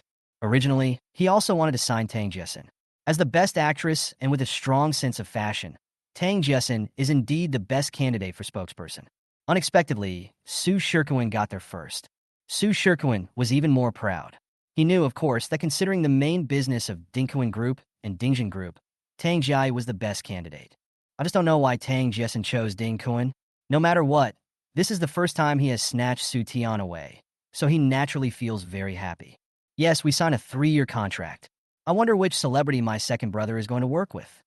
He just didn't believe that Su Tian could find a more suitable spokesperson than Tang Jessen. Su Tian lowered his eyes and looked at the son in his arms. Tang Jessen is about to be out of business. She signed a 3-year contract. Isn't she going to lose a lot of money?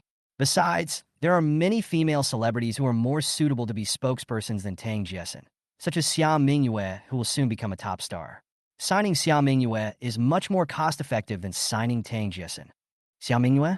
Su Tian just felt that the name was familiar, and after thinking about it for a while, he really remembered it. Xia Mingyue was just an 18th-tier actress.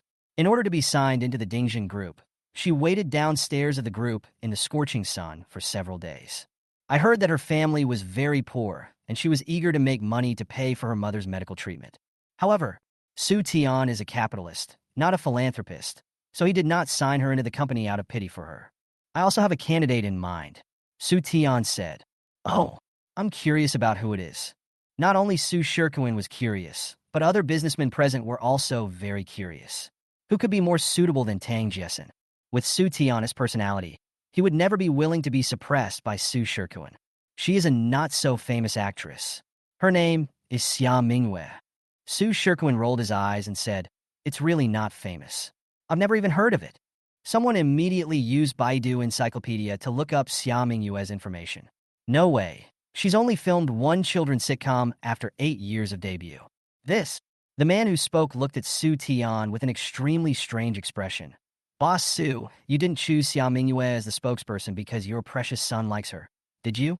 Recalling the fact that Su Tian had bought Wasteland to ward off evil for his son, these people naturally came to the conclusion that Su Hao chose Xia Mingyue as his spokesperson because she liked watching children's dramas starring her. Xiaohao did watch Xia Mingyue's play last night. I heard from the housekeeper that Xiaohao smiled when he saw Xia Mingyue.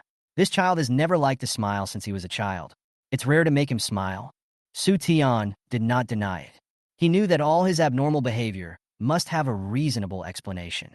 Besides, he chose Xia Mingyue because of Su Hao. The atmosphere at the scene was a little awkward. No one had expected that Su Tian, who was always calm and decisive and could always accurately smell business opportunities, would become so confused after having a son. It is unclear whether this newborn child is a disaster or a blessing for the Su family. Okay, he's just a spokesperson.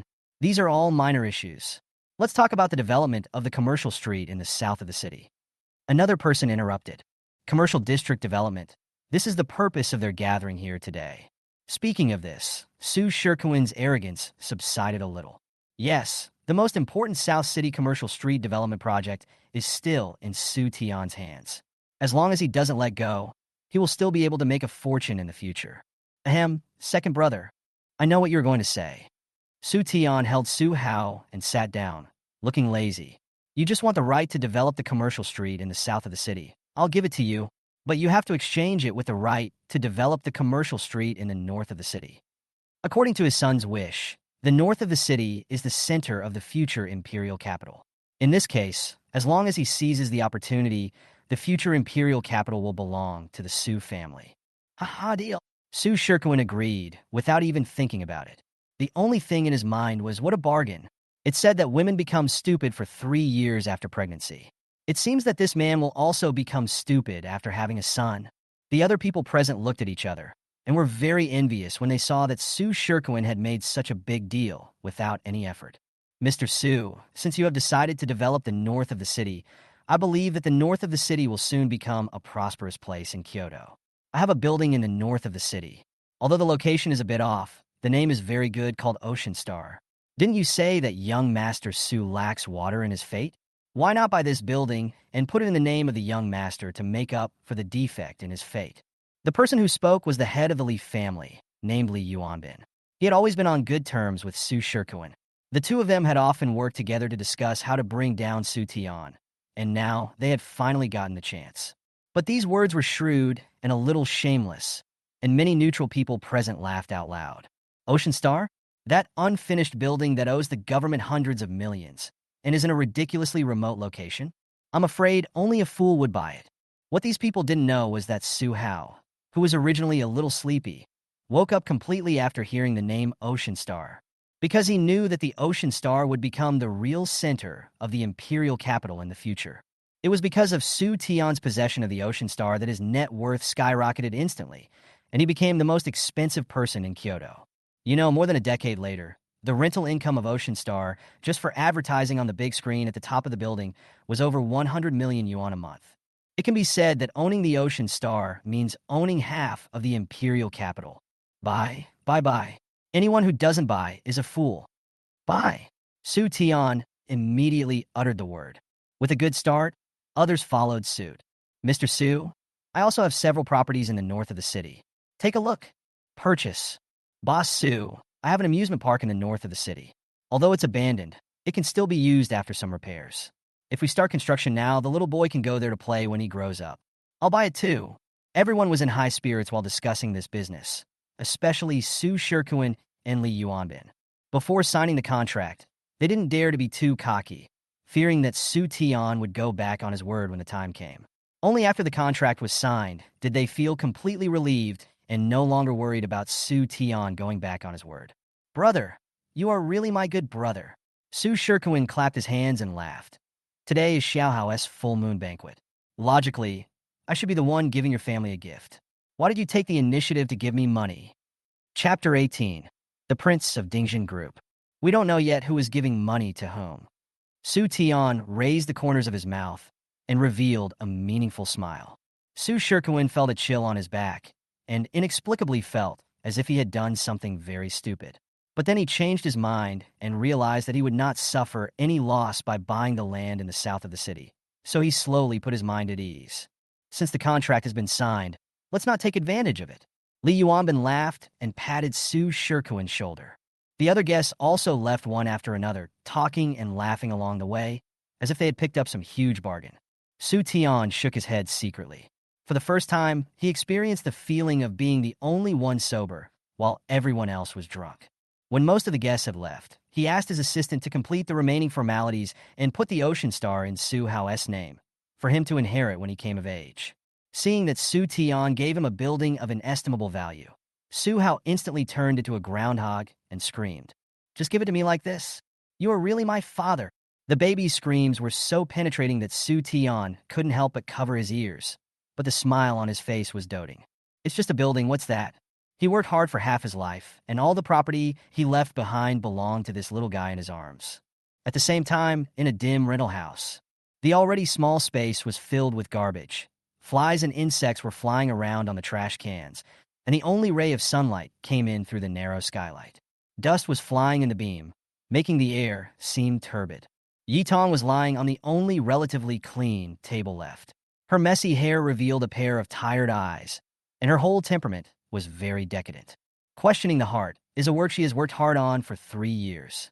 She has always believed that as long as she works hard, she will be rewarded, and this script will definitely make her a gold medal screenwriter in the circle.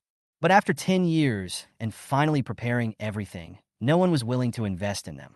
However, that campus drama, which only relied on popularity and gimmicks but was actually devoid of substance, easily raised hundreds of millions of investments. It's really so unfair.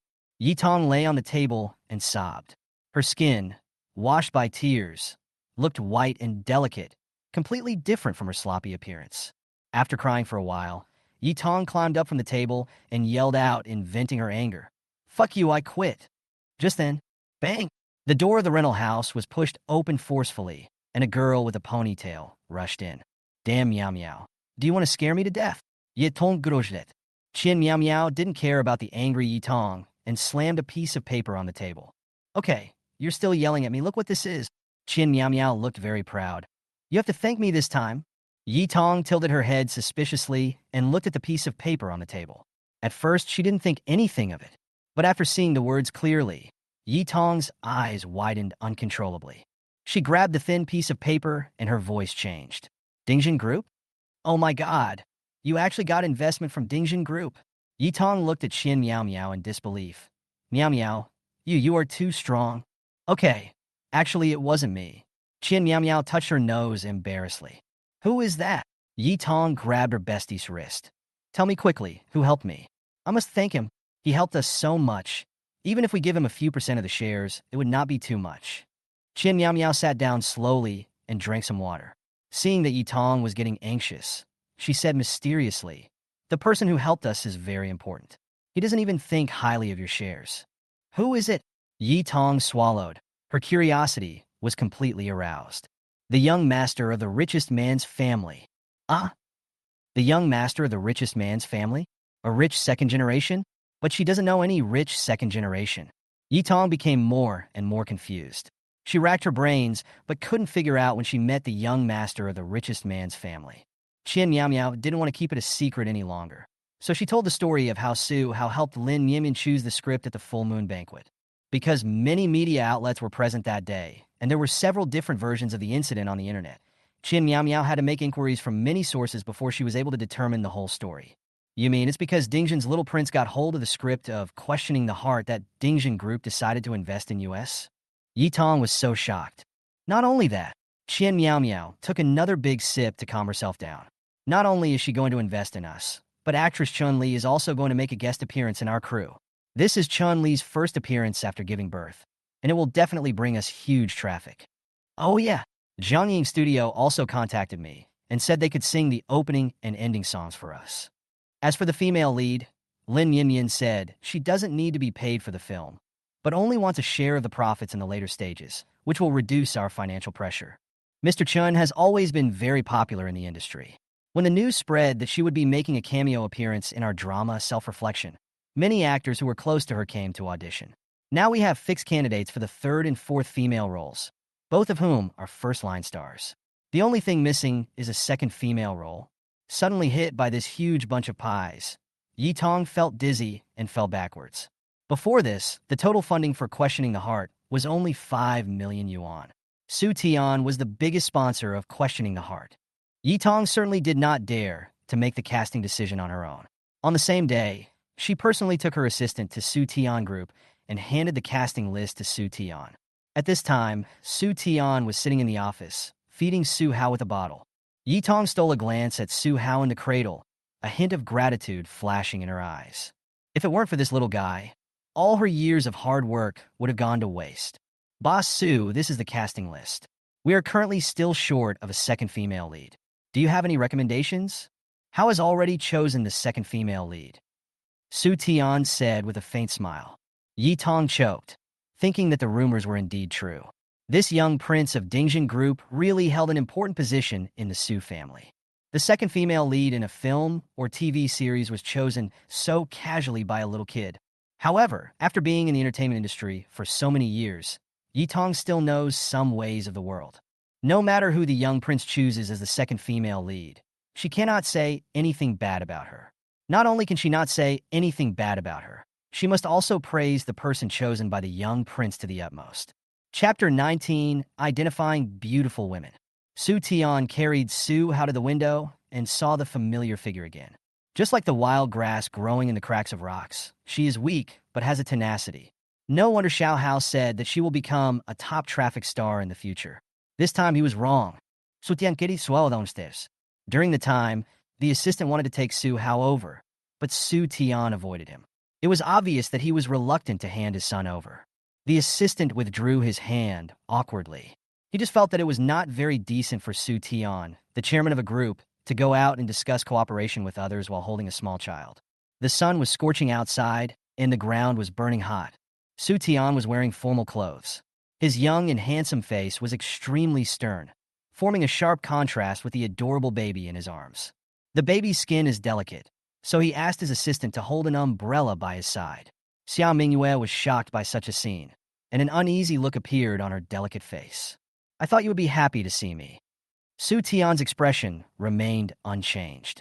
After all, you have been waiting for me here for 3 days. What? Xia Mingyue's brain froze for a moment before she finally responded. Are you President Su? Su Tian looked at her quietly. His tone was also calm. My son likes your performance very much, so I agree to your contract terms. Thank you, Mr. Su. Xia Mingyue was overjoyed. I will definitely work hard for the company. Well, you should get ready to sign the contract in a while. I have prepared an endorsement for a high-end luxury brand for you. Although you have never been involved in the fashion field before, I believe you can do it well. You are an actor, so you should focus on acting. The second female lead in Questioning the Heart has not been decided yet, so go and give it a try. Su Hao complained silently in his heart. His father really knows how to do business. He obviously got a great bargain, but he still acted like he was giving alms to the other party. You should know that in the original plot, Xia Mingyue single-handedly saved an entertainment company under Su Shikuan that was on the verge of bankruptcy. But for Xia Mingyue, everything she had now was not alms, but a gift she could never dream of. High-end brand endorsements, second female lead in new dramas. Such good resources, how could a newcomer like her be qualified to get them? Thinking of what Su Tian had just said, my son likes your performance very much, Xia Mingyue suddenly realized. Since her debut, she has only acted in 2 children's sitcoms. It seems that a scene in the sitcom made the young master happy, and Su Tian was so happy that he decided to sign her. Thank you, Mr. Su. I will never let you down. Xia Mingyue choked a little. This is the first time someone said they liked her performance. The old man and the young man in front of her. One gave her the purest love, and the other gave her unreserved trust. These 2 people are her great benefactors, and she will never forget them in her life. Yi Tong, who came out next, was also very surprised. Originally, she had prepared for the second female lead to be ugly, but she didn't expect her to be so beautiful. The beauty of this girl seemed different from all the beauties she had ever seen. It is a kind of pure beauty that is natural and unadorned, like a green lotus that is unstained by the mud, bringing coolness to people in the scorching summer. I never thought that the little guy had such good vision.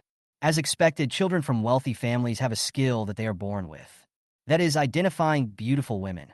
Asterisk. After signing Xia Mingyue, the official Weibo account of Questioning the Heart immediately announced the casting list.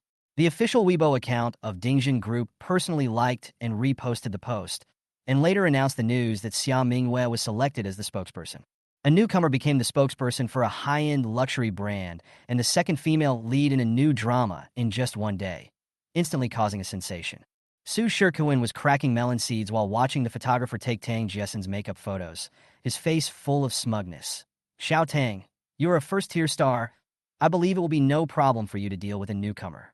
I have given you the female lead of youth with you. You can't let me down. This time, I must defeat Dingjin Group. They actually dared to choose an 18-tier star as the spokesperson. Su Tian is really crazy. Don't worry, Mr. Su. I still have his confidence. Tang Jessen didn't take Xia Mingyue seriously at all.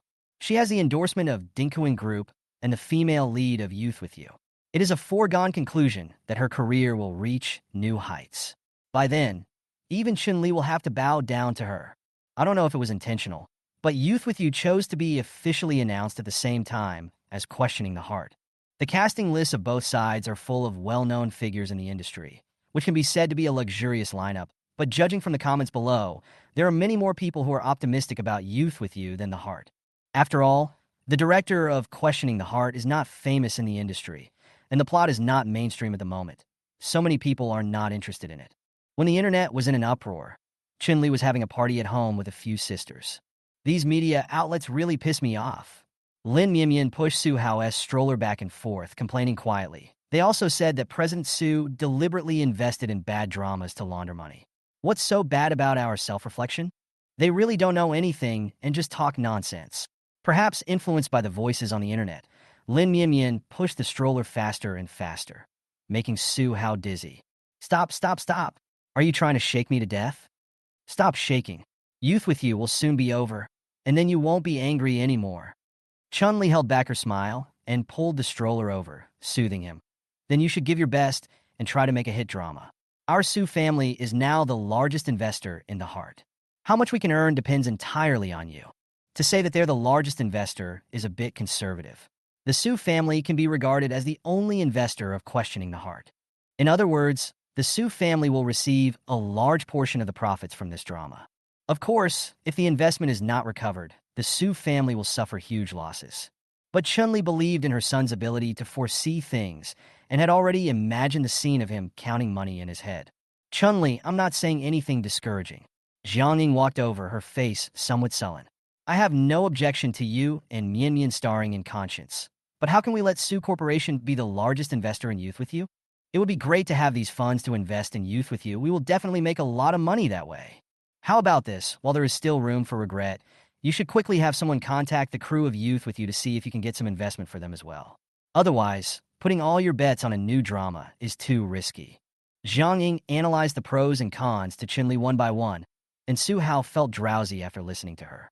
Before Su Hao was about to close his eyes, Lin Yimian, who had been sitting aside and browsing on his phone, suddenly burst into a loud shout. Look at the trending searches. Chapter 20 Reversal. What's so interesting about hot searches? We've never been on the hot searches. Jiang Ying wasn't interested at all. She wasn't as gossipy as Lin Yimian, who would get excited for a long time if she saw someone having an affair with someone else. This kind of thing is very normal in the entertainment industry. What's the big deal? Chun-Li remembered Su Hao's prediction not long ago and immediately flipped the page on her phone and clicked on the hot search. As expected, the #1 hot search was about the male lead of Youth With You being taken away by the police for taking illegal drugs. Everything is exactly as Su Hao said. Hey, come and have a look. Under Lin Mian's urging, Jiang Ying reluctantly clicked on the trending search. After seeing the big words on the trending search, her face changed drastically. Something happened to Youth With You? Jiang Ying quickly flipped through the comment section under the trending search. No way, Lu Chen actually inhaled it? How did the director choose the right person? He let this kind of person be the male lead. It's really a rat spoiling the whole pot of soup. This director is not a good person either. His dark history cannot be fully uncovered even in 7 days and 7 nights. While the popularity is rising, I want to say this. Don't you think this drama is inherently distorted? Yeah, the heroine fell in love with the white-haired hero because of a bowl of white porridge, and she even disowned her own brother. What kind of brain-dead plot is this? Tang Jessen is actually quite suitable for playing the female lead. After all, she can't even add or subtract 2-digit numbers. How much brains can she have? Not only did the male lead become completely ruined after it was revealed that he had taken banned drugs, the script of Youth With You was also revealed to contain plots that had negative implications for minors, which was boycotted by many passersby, and some parents even organized themselves to write letters of complaint. Different from the vulgarity of Youth With You, Questioning the Heart has lofty intentions and has received many positive reviews. Many people compare Questioning the Heart with Youth With You. In comparison, Questioning the Heart almost completely defeats Youth With You.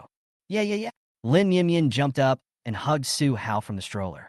With a boo sound, she kissed him hard. "Baby, you are really my godmother's lucky star." If Su Hao hadn't gotten hold of the script of Questioning the Heart, she would have definitely missed this wave of popularity.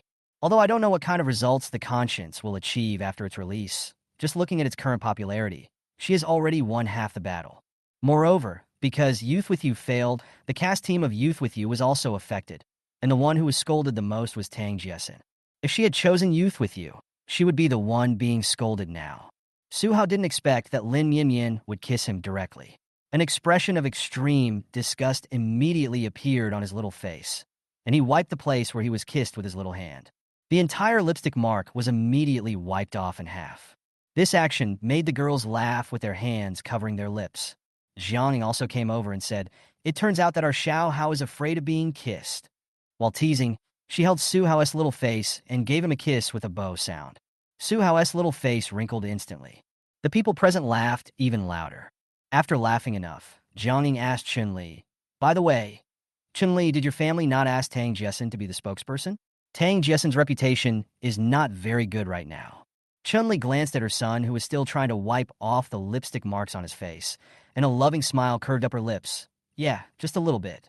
Dingjin Group was almost implicated in this crisis because of signing Tang Jessen. It's a pity that the one who got into trouble was the male protagonist. If it was Tang Jessen who got into trouble, then Dingjin Group would be completely finished. Tang Jessen is really pitiful. She had planned to make her relationship with Lu Chen public soon, which would also help to hype up the new drama, but she didn't expect this to happen. Su Shirkuan should be trying to find a way to keep Tang Jessen a secret right now, but unfortunately, he can't keep it a secret for much longer. Su Hao was gossiping in his mind the whole time. Chun-Li pricked up her ears to listen. Even her breathing became lighter. It was the first time she discovered that listening to other people's gossip was so interesting. "I'm right, Xiao Hao is a lucky star. Our luck has improved with him around." Lin Yimyin laughed happily. Okay, I was wrong. I was too short-sighted. How about we go to Yipentang tonight, and I'll treat you." Jiang Ying has always been strong, and this is the first time she has taken the initiative to bow her head. Chun-Li and Lin Yimyin had nothing to say, and they quickly put on exquisite makeup and prepared to set off in high spirits. But it's not so easy for Su Shirkuan. He is the largest investor in Youth With You. Now that something has happened to Youth With You, let alone making money, it would be good enough for him to get his money back. What made him even more confused was that Tang Jessen and Lu Chun were actually having a secret relationship. Tang Jessen is the spokesperson for his Dinkuan group. What will happen if this is exposed? Su Shirkuan thought about the fact that he had snatched Tang Jessen, the spokesperson, from Su Tian. He felt furious. He shouldn't be the unlucky one. Fortunately, there is still the land in the north of the city. Once the bidding plan is finalized, he can also recover some funds. Besides, Tang Jessen hasn't gotten into trouble yet. Thinking of this, Su Shirkuan felt a little relieved. Unfortunately, Su Shirkuan's little bit of luck soon disappeared completely. Yipentang. When several sisters were drunk and tipsy, Chun-Li quietly got up, walked out of the private room, and dialed a number. Tang Jessen and Lu Chun are in a relationship. Reveal this news to the media immediately. With the confirmed news, the media took action overnight and uncovered the relationship between Tang Jessen and Lu Chen that night. We even got photos of the two of them smoking together in their early years. The entire hot search headlines exploded. The next morning, Su Shirkuan was awakened by the ringing of the phone before he even woke up. "Boss Su, this is bad. Miss Tang's love affair has been exposed by the media." Bah! Su Shirkuan was so angry that he smashed the phone into 8 pieces on the spot. "This time, I'm really unlucky. I thought I had picked up a great bargain from Su Tian, but unexpectedly, I picked up a jinx." The more he thought about it, the angrier he got. Su Shirkuan found the backup phone and wanted to scold Tang Jessen to vent his anger. Tang Jessen climbed out of bed with disheveled hair and a dirty face. When she saw that it was Su Shirkuan calling, she threw the phone away and smashed the vase on the bedside table with her backhand. "Shenli, it must be Chun-Li. Otherwise, how would the media know the news so quickly?" In fact, Tang Jessen also knew that by endorsing Dinkuan Group, she was going against Dingjin Group, and these were just normal means of business competition. She just thought that Chun-Li would not bother with her because of their many years of sisterhood. Unexpectedly, Tang Jessen lit a cigarette, and her thoughts drifted away with the white smoke. Chapter 21. Never Enough Gossip. A long time ago, she and Chun-Li were inseparable best friends. When did they start to drift apart? It seemed like it started when Chun-Li met Su Tian. At that time, Chun-Li was the school beauty of the acting department, and Su Tian was one of the top rich second generations in Kyoto, and everyone said that they were a match made in heaven. And she also envied Chun-Li for being able to marry into a wealthy family. In order to achieve her ulterior motive, she deliberately spoke ill of Su Tian in front of Chun-Li, advising Chun-Li not to be in love and not to give up her own personality in order to marry into a wealthy family. But what did Chun-Li say? She said that she married for her love, and it had nothing to do with poverty or wealth. It was from then on that the relationship between the two gradually faded. So, you already knew what I really thought?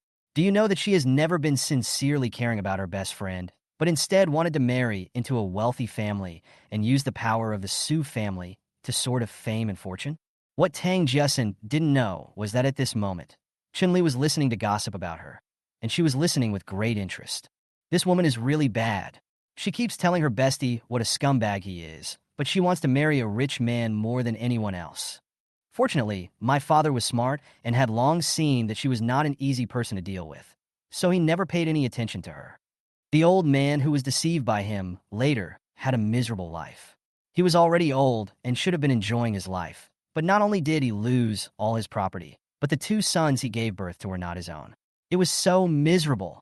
Chun-Li was so absorbed in listening that she didn't even notice the boiling water in the kettle. Her mind was full of the gossip that Su Hao was talking about. Children have unconventional thoughts. She had heard Su Hao talk about Tang Jessen's gossip a few days ago. Considering what had happened in the past, she finally understood that her best friend had never had any good intentions. In that case, she doesn't need to show any mercy. I just didn't expect that so many things would happen to Tang Jessen. Marry an old man? And she gave birth to two sons with this old man? Oh no, not with this old man. Poor old man, he is still cuckolded at such an old age. But it's really fun. The kettle was bubbling, and the servant unplugged the power cord and quickly prepared a bottle of milk powder. Madam, you must be tired after holding the young master for so long. Let me do it. She thought Chun-Li was distracted because she was too tired, so she reached out to take Su Hao, but unexpectedly, he dodged her. Give it to me. I'm not tired yet. She wouldn't get tired even if she listened to such interesting gossip all day long. The servant had no choice but to hand the bottle to Chun-Li. Seeing Chun-Li feeding the baby in her arms with a tender look on her face, he couldn't help but sigh in his heart. Chun-Li's milk supply is insufficient, and Su Hao is a big eater, so they can only feed him with a mixture of breast milk and formula. Generally speaking, the richer the family, the weaker the family affection. Especially for a big star like Chun-Li, she can actually feed her own child herself, which is enough to show how much she loves her son. Even when he was extremely tired, he was unwilling to ask others for help. Then I'll be out first. You should also make sure to get some rest. The servant bent down slightly.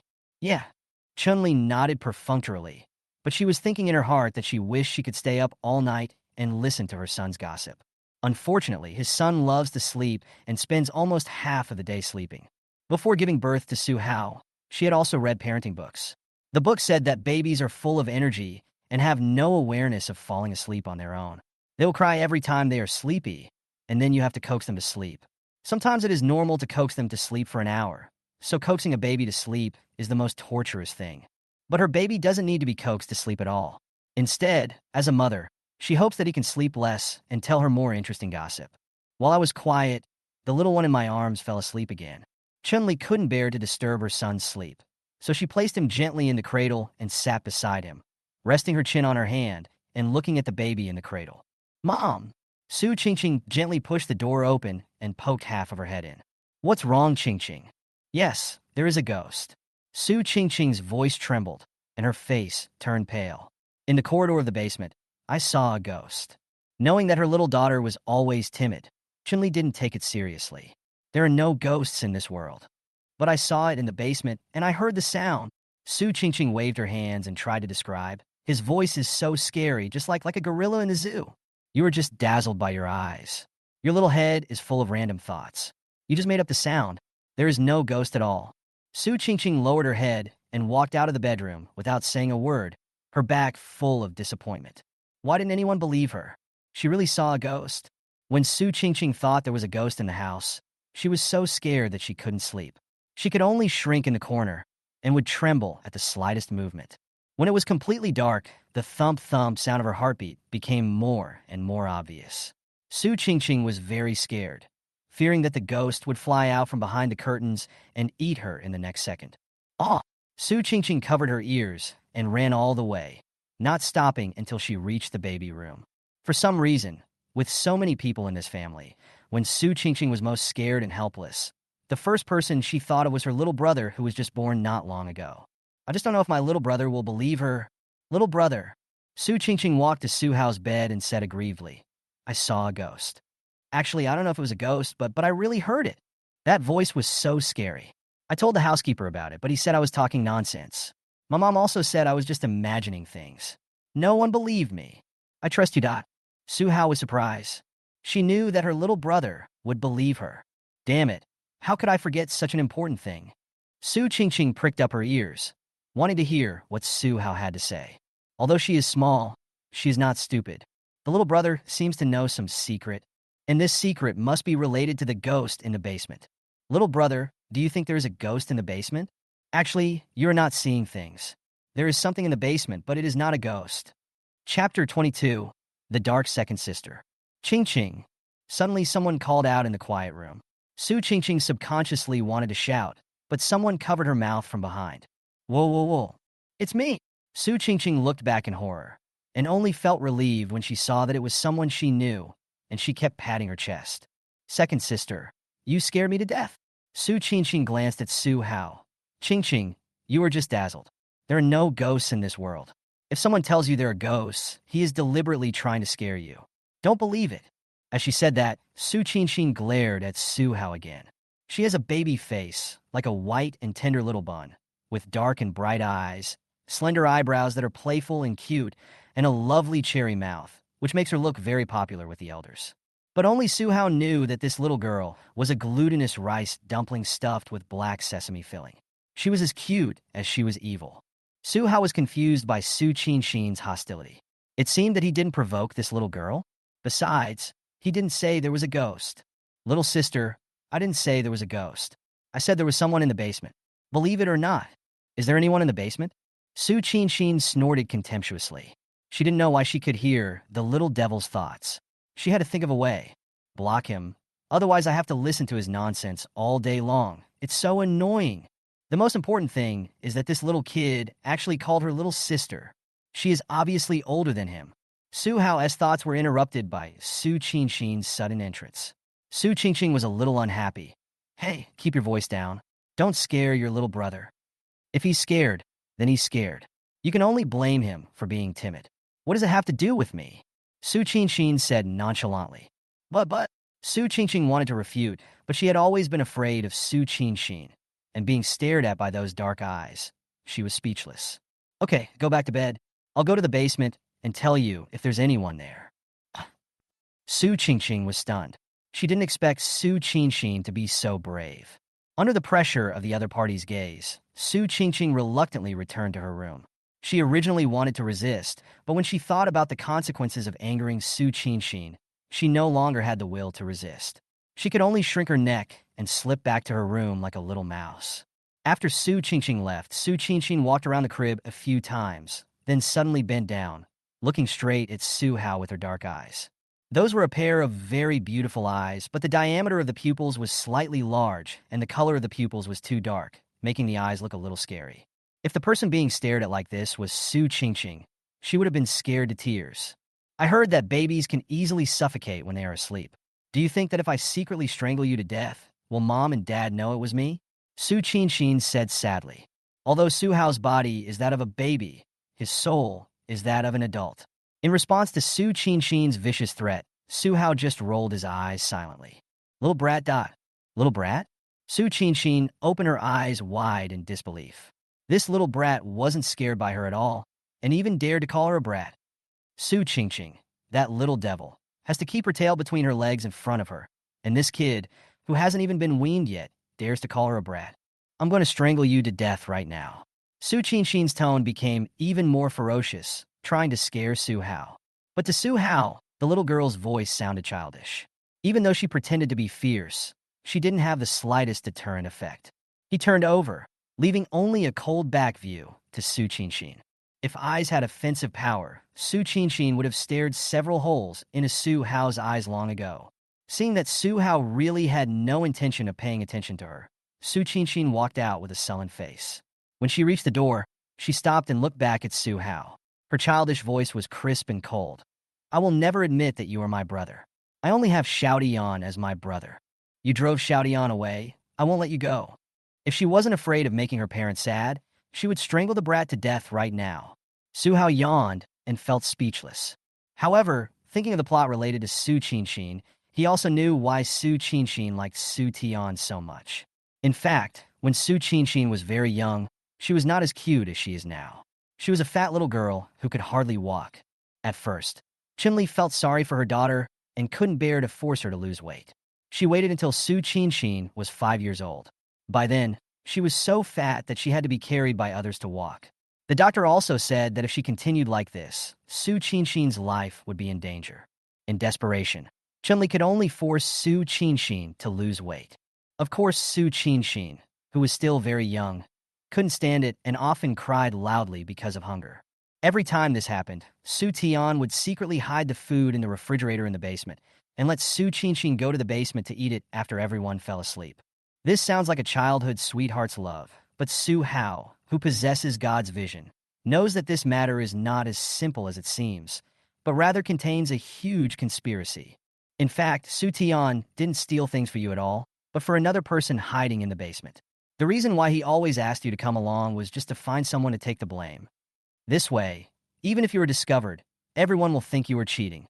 It's a pity that you were deceived by him your whole life. It was not until you were about to die that you saw his true face. Just as Su Qinshin was about to leave, she heard Su Hao's long thoughts. The expression on his face instantly cracked, and his eyes were filled with anger and a hint of panic. On the one hand, she felt that what Su Hao said was false. Their family had lived in this villa for so many years and had never seen anyone in the basement. Su Hao, a newborn kid, knows something that they didn't know. On the other hand, she felt that Su Tian's behavior at the time was indeed a bit strange. He would only steal things for her on Sundays every week, and every time he would take a lot of beer that only adults would drink, and a lot of bread and ham that were more filling. She had never eaten these things before, but once, they were discovered stealing, and Qinli actually said that she had drunk beer. She also took her to the hospital for vomiting, and she vomited out all the acid in her stomach. Could it be that what Su Hao said was true? Is there really someone in the basement? Was the bottle of wine that disappeared also stolen by the person in the basement? No, it's impossible. Su Tian is her favorite brother. He will never lie to her. Chapter 23, Is There Anyone in the Basement? The bottle of beer must have been secretly drunk by the chef. She could smell alcohol several times when she passed by the kitchen. That kind of wine was very expensive, and she had only seen it in her own wine cellar, so it must have been stolen by the chef. Yes, and there are also drivers. Sometimes they also smell of alcohol. In short, it is absolutely impossible to be like what that little kid said. Even though Su Qinshin was absolutely sure that Su Tian would not deceive her, she still planned to go to the basement to take a look. The Su family villa was exceptionally quiet at night. The pale moonlight shone through the window and sprinkled on the marble stairs. Su Qinshin didn't even turn on the light switch. She walked down the stairs step by step in the faint moonlight and entered the basement. The basement is connected to the kitchen, which is where they store food for the winter. There are also many famous wines in it. At first glance, it looks no different from the past. Su Qinshin went to look behind the shelf again, but still found nothing. The basement was not big, just a square storage space. Su Qinshin quickly searched every corner. There is no one Su Hao mentioned. There was no ghost, as Su Qinshin said. Nothing at all. Tisk. Su Qinshin shrugged and shook her head like a little adult. These little devils just have wild thoughts all day long. She patted the non-existent dust on her hands, thinking that it was getting late and she had to go to school tomorrow, so she planned to go back to her room and sleep first. She would tell Su Qinshin what happened tonight in the morning and tell her that there was no one in the basement. Su Qinshin yawned and walked up the stairs. Just as she raised her front foot, she suddenly caught a glimpse of a flash of light out of the corner of her eye. A very faint light, like the flickering flame of a candle. Su Qinshin's heart tightened and she walked lightly to the shelf. This is a sandalwood storage rack, which is divided into many small grids, and each small grid contains items to be stored. The flame appeared behind a small grid. It's just that because it's too low to the ground, it's not very convenient to put things here, so this grid has always been empty.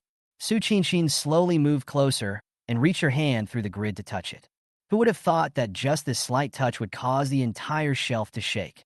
Then, there was a sound of pulleys rolling behind the shelf, and the intact wall slowly moved from left to right like a curtain.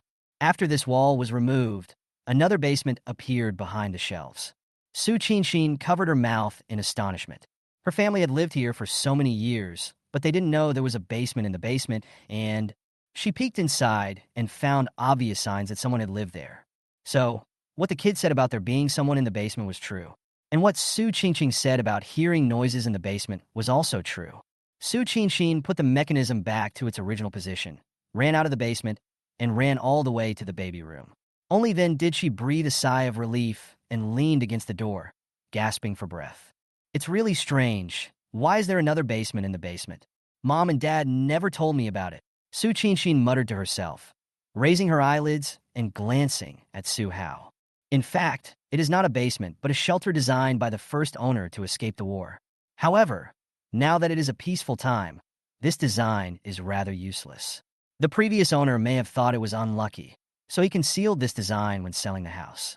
Unexpectedly, it was discovered by Aunt Lon later. This Auntie Lon is not a good person either. After she found another basement in the basement, she took her husband with cerebral palsy in and stole food for him every now and then. But now Auntie Lon has been driven away, and there is no one to take care of her husband with cerebral palsy. Yes, now that Auntie Lon is gone, what will happen to her husband who suffers from cerebral palsy? Is he not going to die? Su Qinshin swallowed a big mouthful of saliva. She, who was usually very courageous, actually felt the hair on her back stand up. So there's someone else in the basement? Annie Lan's husband. Isn't that Su Tian's father? So Su Tian always hid the stolen things in the basement, intending to secretly give them to his father? At this moment, Su Qinshin heard the sound of something breaking. Su Tian behind the door was also shocked. Su Tian was a light sleeper. When he heard the noise, he was worried that something might have happened, so he got up to take a look. I didn't expect to hear such a horrifying thing. There is someone in his basement? Su Tian had long believed in Su Hao's thoughts. He quickly calmed down and planned to find a few bodyguards to clean up the basement and get rid of the people in the basement first. He also has to find a new house. He can no longer live in this villa. It's too unlucky. That night, Su Tian and Su Qinshin both suffered from insomnia. The next morning, the two men sat at the dining table with two pairs of panda eyes, looking listless. Chun-Li exclaimed in surprise, "Didn't you sleep well?" "It's not just that I didn't sleep well." Su Tian pressed his temple. Last night was more exciting than anything he had experienced in the past few years. He first led people to turn the basement upside down, and indeed found the man with cerebral palsy that Su Hao mentioned. When he went there, the man was so hungry that he was unconscious because he had not eaten for several days. He was only breathing in but not out. The man was very sloppy, the whole basement stank, and a lot of the garbage on the ground was infested with maggots. After getting the man away, he simply lit a fire and burned all the remaining garbage. After thinking for a moment, Su Tian approached Chun-Li and whispered the matter to her. Plop! Chun-Li's hand shook, and the spoon in her hand fell directly to the ground. She couldn't help but feel a chill down her spine when she thought about having lived with a stranger for several years. Su Tian patted his wife's back and comforted her softly. "Don't be afraid, I've taken care of it." "Yeah." Chun-Li leaned on Su Tian's shoulder, holding her little son in her arms, and slowly calmed down. As long as the people she loves most are by her side, she is not afraid of anything. "Sir, madam." The servant suddenly came in and said with some embarrassment, "Aunt Lon brought Master Su Tian back. She said something fell in the basement and she wanted to come back to get it." Su Tian and Chun-Li looked at each other. Aunt Lon, basement, these keywords combined together, it was obvious what she wanted to do when she came back. It seems that she was worried that her husband would starve to death, so she came back to give him some food. "Let her in," Su Tian ordered. Soon, Aunt Lon came in holding Su Tian's hand. Because his biological mother was still alive, Su Shirkuan only adopted Su Tian as his adopted son in name. Apart from bringing him out to show off at the banquet that day, he had never taken care of him. Su Tian now wears dirty old clothes and his hair is messy. He is completely different from when he was with Chun-Li. Chapter 24 Burned to Death. Su Tian also felt aggrieved. Not long ago, He was his parents' little darling and had many servants taking care of him. But because of the birth of that annoying guy, everything changed. The fourth sister sided with the little devil, the third sister ignored him, and the second sister. Yes, and there is my second sister. Thinking of how Su Qinshin had always doted on him, especially when he saw Su Qinshin sitting at the dining table, Su Tian's eyes lit up instantly. Second sister, Aunt Lon saw the opportunity and immediately said with a smile, "Second miss, didn't go to school today. Our Xiaotian has been talking about missing you since he came back. I remember that second miss and Xiaotian had the best relationship. Unfortunately, there will be fewer opportunities to meet in the future." After saying that, Aunt Lon quietly looked at Su Qinshin's expression. According to her thinking, Su Qinshin would definitely beg Su Tian and Chun-Li to keep his son. This way her problem can be easily solved. A glimmer of hope also arose in Su Tian's heart. He wanted to return to the Su family, where he could eat, drink, and have fun well, which was better than anywhere else outside. But what was unexpected was that Su Qin didn't even raise her head and drank the porridge in her bowl without saying a word. Second sister, Su Tian, called out tentatively. Su Qinshin put the bowl heavily on the table, turned around, jumped off the stool, and ran upstairs without even looking at Su Tian. If you want to get something, do it quickly. Shen Li Fronat. She had a gentle personality and seldom spoke in such a cold tone. Su Tian's eyes turned red, and he almost cried. After Chinlia's reminder, Annie Lon also remembered that her husband was still hungry and nodded immediately. Yes, yes, yes, I forgot about it. Thank you for reminding me, ma'am. Xiaotian, you go with your mother. Aunt Lon pulled Su Tian and hurried towards the basement. Su Tian pretended not to notice Aunt Lan's anxiety and ate breakfast leisurely. Chun-Li also fed Su Hao as if nothing had happened.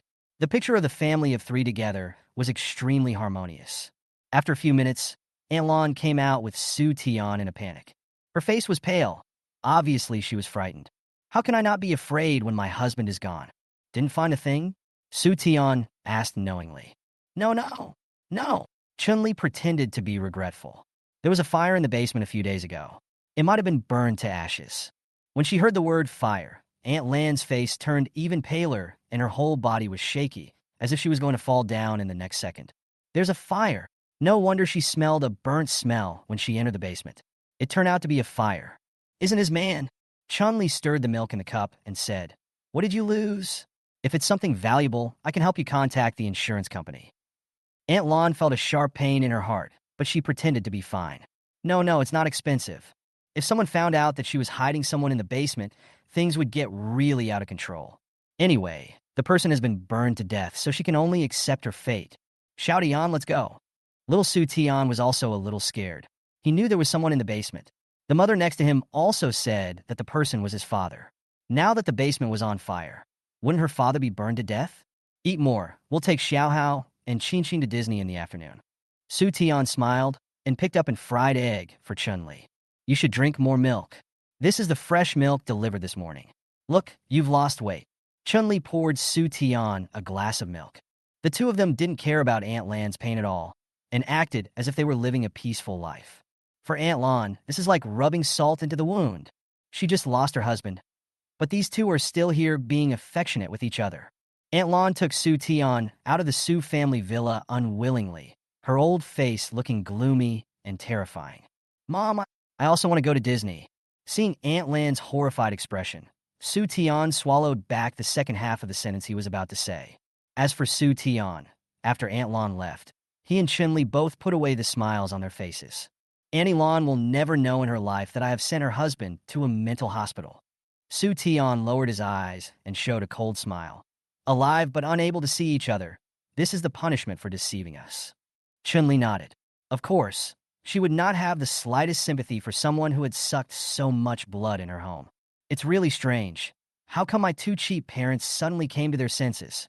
Su Tian and Chun-Li were both stunned when they heard these words suddenly. After they realized what was going on, they couldn't help laughing. It's a pity. There's no point in driving Aunt Lan away. The two men froze their smiles and immediately held their breath, wanting to hear what Su Hao was going to say next. Annie Lan is gone, but her many relatives are still here. A large group of relatives? Su Tian and Chun-Li were both confused and didn't understand what Su Hao meant by a large group of relatives. Could it be that Aunt Lan's people are still in the Su family? Husband, you said Aunt Lan dared to hide people in the basement. Is there anyone else related to Aunt Lan in our house now? Chun-Li asked deliberately. Well, I also think this is possible, but I don't know who it is. As he said this, Su Tian deliberately looked at Su Hao. Su Hao smacked his lips a few times and told everything he knew. That's a lot. The driver who drives my third sister to and from school every day is Annie Lan's younger brother. The aunt in charge of cooking is Annie Lan's sister-in-law. The tutor who taught my second sister was Annie Lan's eldest daughter. And well, I can't remember clearly. Su Tian's face turned pale. I'll ask someone to investigate it now. Yes, we must find these people. Otherwise, they will definitely help Aunt Lan to take revenge on the Su family. If we don't find these people, it would be like burying several time bombs in our home. On the other side, Aunt Lan took Su Tian back to her rental house with a gloomy face. Su Tian, Chun-Li, you killed my man. I will never let you go. She swore viciously. You may not know yet, but I am not the only one in the Su family. Aunt Lan showed a sinister and cunning smile on her face, and then called her brother. Sister, I've been fired. I heard my brother's angry voice from the other end of the phone. What? Fired? Aunt Lan's face changed drastically. Not only that, Mr. Su also found out that I falsified my resume. My driver's license has been revoked, and I won't be able to drive for 5 years. Even if I can drive in the future, no boss will be willing to hire me. Aunt Lan didn't give up and called her sister-in-law again. Sister, I was fired too. Now our family has no source of income. Sister, you have to help us. Aunt Lan called her daughter tremblingly. As soon as the call was connected, a crying voice came from the other end. Mom, I was kicked out of the Su family. Boss Su found out that I forged my academic qualifications. I can no longer be a teacher. After hanging up the phone, Annie Lan's legs went limp and she sat down on the ground, muttering to herself with empty eyes. It's over. It's all over. After dealing with all the traitors, Su Tian asked his assistant to buy the tickets, and the family went to Disney happily. Today is the weekend, and the entrance to the amusement park was crowded with people early in the morning. Because of the crown incident last time, Tina has been in a bad mood for a few days. In order to cheer her up, Jessen plans to take her to the amusement park for a day during the weekend. I didn't expect that after waiting in line for a whole morning, I still haven't bought a ticket. The midday sun was extremely scorching. Little Tina hid behind Jessen, sweat forming on her hot little face. Mom, let's go home. I'm so hot. The sun baked her skin red. We've been waiting for so long. Let's wait a little longer. Jessen was also hot, but she felt like she would be at a disadvantage if she just left like that after waiting for so long. But little Tina looked down at her toes and said aggrievedly, we didn't have to queue before. Jessen choked and didn't know what to say. In the past, they had VIP cards given by the Su family, so of course they didn't have to queue. To get a Disney VIP card, one must spend more than $1 million in a year. Given their family's financial situation, they cannot afford this card. It was already noon, and everyone in the queue was sweating profusely. It was at this time that several fully armed police officers came out to maintain order. A path was cleared through the crowd, and a red carpet was soon laid out with flowers placed on both sides of the carpet. The people in the queue were forced to be squeezed to both sides, and there was a burst of complaints at the scene. Who is this? Why is there such a big show? It must be some celebrity. I hate these celebrities who abuse their privileges. We were just visiting an amusement park, but the armed police were dispatched. Just as there was a chorus of complaints at the scene, several hot beauties carrying red cardboard boxes walked from the red carpet to the center of the crowd and distributed gifts to everyone present one by one. Someone curiously opened the gift bag and found that it contained the latest model of headphones launched by Dingjin Group. The price of this headset on the official website is several hundred yuan, and it is limited edition. Many people want to buy it but cannot. These are the benefits that President Su has prepared for everyone to celebrate the young master's full moon.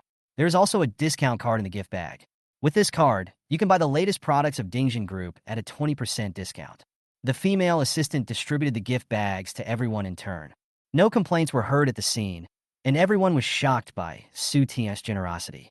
These things must be worth tens of thousands of dollars. You are indeed the richest man. You are so generous. So Chun-Li is here too? Quick, quick, quick, anyone has a pen? Lend me one. I need an autograph. The passersby who had just been complaining, when they heard that it was Chun-Li who came, immediately threw away all their moral principles and rushed forward to grab her autograph. As a top national star, Chun-Li's autograph can fetch tens of thousands. Chun-Li also got out of the black nanny car not far away. Although she had just given birth to a child, she still had a rosy complexion. Her curved eyebrows were delicate and gentle. Her red lips were charming and tempting, and her skin was as white as ivory. She was so beautiful that people could not take their eyes away. Su Qianxin followed her mother with a cold face. She had her hair tied into a cute bun, and her face was chubby with baby fat. Her eyes were as clear and bright as black grapes, which made people's hearts melt at first sight. Su Tian was also tall and had long legs. He was dressed in a suit and tie, and was holding a baby who looked like a jade sculpture in his arms. The family of four suddenly became a beautiful landscape, and thunderous cheers rang out at the scene. Chun-Li greeted her fans with a smile, and then she and Su Tian, along with their son and daughter, walked into the park through the VIP channel. Little Tina stood in the crowd and understood everything in an instant. It turns out that we didn't have to queue up before, all because of Aunt Chun-Li. She stared blankly at the empty and deserted VIP channel, her beautiful eyes covered with a layer of mist. She could have walked in from there. After waiting in line for another half an hour, Zhou Qin finally bought the ticket. She bought the cheapest tourist ticket, which entitles her to skip many of the attractions. Zhou Qin was reluctant to spend hundreds of dollars on a ticket that would only allow her to play for a few minutes, so she could only take little Tina for a stroll. Su Hao didn't have these worries. VIP members could experience all the amusement facilities here for free. However, for a child like him, it didn't make much difference what he saw because he was always held in someone's arms. "Mom, I want to take my little brother to ride the roller coaster. He will definitely like it." Su Qianxin raised her little face with an innocent look. Su Hao, lying in Chun-Li's arms, rolled his eyes silently. She just wanted to scare him. This little girl was really sinister. However, how could he, a man who had lived for many lifetimes, be afraid of a roller coaster? And, if he remembered correctly, Su Qianxin seemed to be afraid of heights. Chun-Li also felt that Su Qianxin was fooling around and immediately refused righteously. "Little brother is too young. How can he play over the mountain?" "Oh, it's okay, Mom. I will protect my little brother." Su Qianxin interrupted Chun-Li, grabbed Su Hao's feet, pulled him out of Chun-Li's arms, and then without waiting for Chun-Li to react, she held Su Hao and ran towards the entrance of the roller coaster. Chun-Li wanted to chase after them, but she was surrounded by her fans. She was stopped by fans halfway and could only watch Su Qianxin holding Su Hao on the roller coaster. Su Qianxin stopped pretending until she was fastened her seatbelt. An extremely evil smile appeared on her angelic face. "I'm going to teach you a lesson now, you little demon who knows everything." Chapter 25, Getting Better Slowly. Soon, the roller coaster started slowly. The expression on Su Qianxin's face gradually froze. How come? This was different from what she had imagined. She originally thought that it was just a roller coaster ride, and there was no challenge at all. She was not even afraid of horror movies. But unexpectedly, as the roller coaster slowly started, her vision began to spin, and soon she was enveloped by a feeling of weightlessness, and her bones went limp. "Ah! Help!" Su Qianxin screamed loudly, but Su Hao, who was standing next to her, not only did not show any fear, but also squinted his eyes comfortably. A female tourist nearby was amazed and asked, how could such a young child be allowed in? And it was a big one holding a small one. Seeing that the older girl was screaming while the younger boy was almost asleep, the female tourist laughed and said, "Little girl, you are not as brave as your brother. Be brave and don't be afraid." Su Qianxin's face flushed instantly.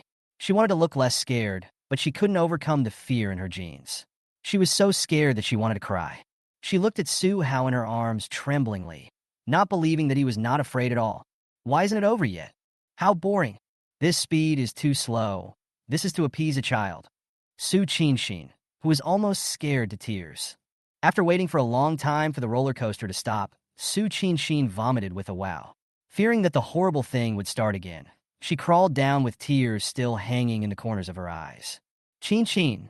Chun-Li was a little angry at first, but when she saw her daughter's pitiful appearance, she couldn't bear to blame her anymore. Upon hearing the news, the park manager hurried over and kept bowing to Chun-Li to apologize. I'm sorry. It was our staff's negligence." Chun-Li took her son from the staff, fearing that Su Hao would be frightened. Unexpectedly, when she pulled aside the quilt, she saw a sleeping little face. It seems that this little guy was not only not scared, but also fell asleep. Confirming that Su Hao was fine, did the frightened staff present breathe a sigh of relief. There were a lot of people coming to play this project today. Su Qianxin was small, and I don't know when she was squeezed in. If their negligence in their work injures the young master and young lady of the richest family, they will really have to pay a lifetime salary to compensate. Among all the people present, Su Qianxin was the most embarrassed. Chun-Li walked over and patted her on the back. Don't act silly anymore in the future. Su Qianxin glared at Su Hao, then reluctantly took the tissue from Chun-Li and wiped her mouth. Finding it more comfortable to lie in Chun-Li's arms, Su Hao turned over, changed it to a more comfortable position, pointed his but towards the angry Su Qianxin, and went to sleep peacefully. Su Hao again, so she found a few safe activities to play for a while. At around 4 or 5 in the afternoon, the servant brought Su Qianxin, who had just finished school, over. Su Qianxin attends a boarding kindergarten and can only come back for half a day on weekends. Even so, Su Qianxin didn't want to see Su Qianxin, because she thought the little girl's chattering was too annoying. Fortunately, after Su Qianxin was sent here by the servant, she did not stick to her like before, but went to Chun-Li and picked up the little kid. Su Qianxin breathed a sigh of relief. It seemed that the little devil was not completely useless. At least it could stop Su Qianxin from bothering her. But Su Qianxin raised her eyes and looked toward Su Hao. Seeing him smiling cutely in Su Qianxin's arms, she suddenly felt a very strange feeling in her heart. His smile is so cute, just like an angel baby, but why does he smile when he sees Su Qianxin but not when he sees her? Not only did he not laugh, he was laughing at her in his heart. This kid actually treats people differently. Su Qianxin was extremely depressed the whole day because she found that Su Hao acted like completely different people when facing Su Qianxin and her. The most obvious thing is when Su Qianxin was doing homework. When Su Hao saw that she didn't know anything, he would get anxious and help Su Qianxin calculate the answer in his mind. Su Qianxin should be able to hear the little devil's thoughts just like her. With the help of the little devil, Su Qianxin quickly finished her homework and went out to play. She took a quick look and found that all the questions were correct. Su Hao sighed while doing her homework, but this little brat didn't care about her at all. Su Qianxin was very angry. As if she was competing with Su Hao, she finished all the homework she had accumulated for half a semester in one go. Because of what happened during the day, Chun-Li was a little worried about Su Qianxin. After all, since being kidnapped, Su Qianxin's mood has been unstable. Seeing that she took out the book again, she couldn't help but be overjoyed. Qianxin, you want to study again? Ever since that incident, Su Qianxin has completely shut herself off from the world. She doesn't want to study, doesn't want to communicate with outsiders, and has refused to go to school. How could Chun-Li know that Su Qianxin was just angry with Su Qianxin? When Su Qianxin heard the word study, she still resisted instinctively. But will Su Qianxin and him go too? Obviously, this he refers to Su Hao. Unexpectedly, Su Hao could even handle the most difficult Su Qianxin. Chun-Li felt a little proud and said with a smile, "Yes, you have been absent from school for 2 years. You should be in the first grade with Qingqing." Qingqing insisted on taking Xiao Hao to school together. "I've already talked to your class teacher, and she agreed." Su Qianxin was silent for a long time before she whispered, "Okay."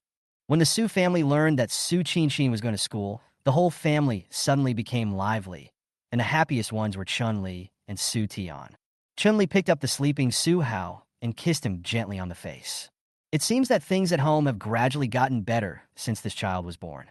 Su Hao didn't know that he had inadvertently helped Chun-Li solve a problem. He just felt comfortable in Chun-Li's arms and soon fell into a deep sleep.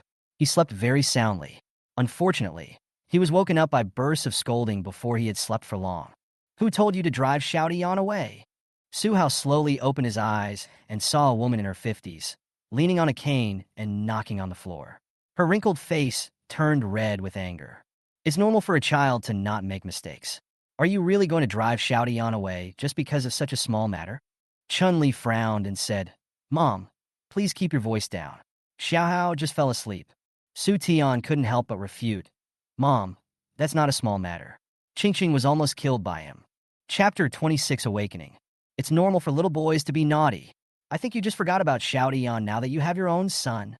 After saying that, Chunhua pulled Su Tian out from behind her and said, "Xiaotian, you live here. I'm here.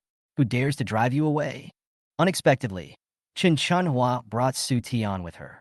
Su Tian couldn't help but frown and looked at Chun-Li with some embarrassment. Chunli's parents divorced when she was young, and she was raised by Chunhwa. Because of this, Su Tian was tolerant of his mother-in-law again and would agree to any request he made, no matter how excessive it was. But sending Su Tian back would have touched his bottom line. Chun-Li's face also looked a little ugly. As a mother, she didn't want her son to be wronged, and she was even more unwilling to take her enemy's son back. It was just Chunhwa was her closest relative in this world. At the beginning, her father threw her out of the house when she was still a baby, without caring about the life and death of her and her mother. It was Chunhwa who raised her up. From childhood to adulthood, she has always been a good girl and has never disobeyed her mother. Mom, Xiaohao is also your grandson. Look, he is so cute. Chun-Li carried Su Hao forward. Chunhwa turned her head away in disgust and glanced at him out of the corner of her eye. Glancing at the delicately carved little face in the cradle, Chunhwa looked a little uncomfortable. It really looks good, much better than that one. It's useless to be good-looking when you are young. There are too many people who are good-looking when they are young, but grow crooked when they grow up. Chunhwa criticized and pushed Su Tian forward. Go, find a room for yourself. Thank you, Grandma. Su Tian cheered, and without waiting for Su Tian's consent, he ran upstairs. Chun-Li opened her mouth, but swallowed back what she was about to say. Knowing that no one would object to her, Chunhwa moved in at the Su's house with great fanfare and even occupied the master bedroom on the second floor. That was the room with the best lighting on the entire second floor. Su Tian and Chun-Li had lived there before. After Su Hao was born, it was converted into a baby room.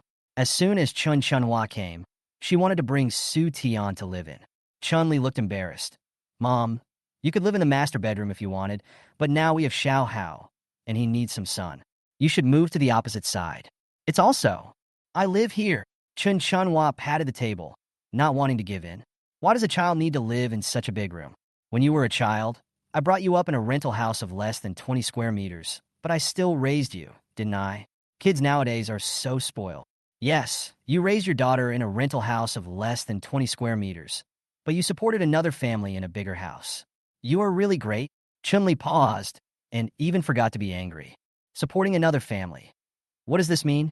Unfortunately, she couldn't always hear Su Hao's inner voice. It seemed she could only hear those with strong emotions. Plus, her son had an eccentric way of thinking, so he often only said half of what he was saying. There happened to be no schedule today, so Chun-Li stayed at home with Su Hao. Relying on his grandmother's support, Su Tian ran around the villa arrogantly. Not only did he eat all the imported snacks in the refrigerator, he also scattered the toys that Su Tian and Chun-Li had prepared for Su Hao all over the floor. Chunhwa called a few sisters over, and they set up a table and started playing mahjong. Chun-Li sat quietly on the sofa and fed Su Hao. The atmosphere was strangely harmonious. 2 cakes. Oh, Chunhwa pushed the cards away, and her old face glowed red. As if she was still not satisfied, Chunhwa lit another cigarette, and the luxuriously decorated living room was suddenly filled with smoke. Chun-Li got up from the sofa and looked at Chunhwa, who was having a great time playing cards with disappointment. This is the impression I have of Chunhwa. Careless, self-willed, and never considers things from her own perspective. Su Hao would choke. Chun-Li quietly got up and went upstairs. After playing 2 more rounds, Chunhwa glanced at her phone, as if she had thought of something. She hurriedly handed the cards to another sister and shouted to the second floor, My daughter, Mom is going out for a while. The meal is ready. You can eat first. You don't have to wait for me. Chunhwa had a loud voice, so Chun-Li covered Su Hao's ears with her hands and waited until Chunhwa left before she breathed a sigh of relief. It's so late, I don't know what she is doing outside, Chun-Li said to herself. She went out to see her daughter. Her daughter also gave her a grandson, and today is her grandson's first birthday. How could she not go? Chun-Li was suddenly struck by lightning. My dear daughter? How come she doesn't know she has a younger sister? Moreover, if it is true, as Su Hao said, that Chunhwa, her own daughter, gave birth to a grandson, then it means that Chunhwa had this daughter many years ago. But before she became a movie queen, her family was almost penniless, and hunger and cold were common occurrences. Where did Chunhwa get the money to support her family? Holding back her fear, Chun-Li called the housekeeper and whispered, Drive after my mother and see where she went. The housekeeper was a little surprised, but he didn't dare to ask any more questions.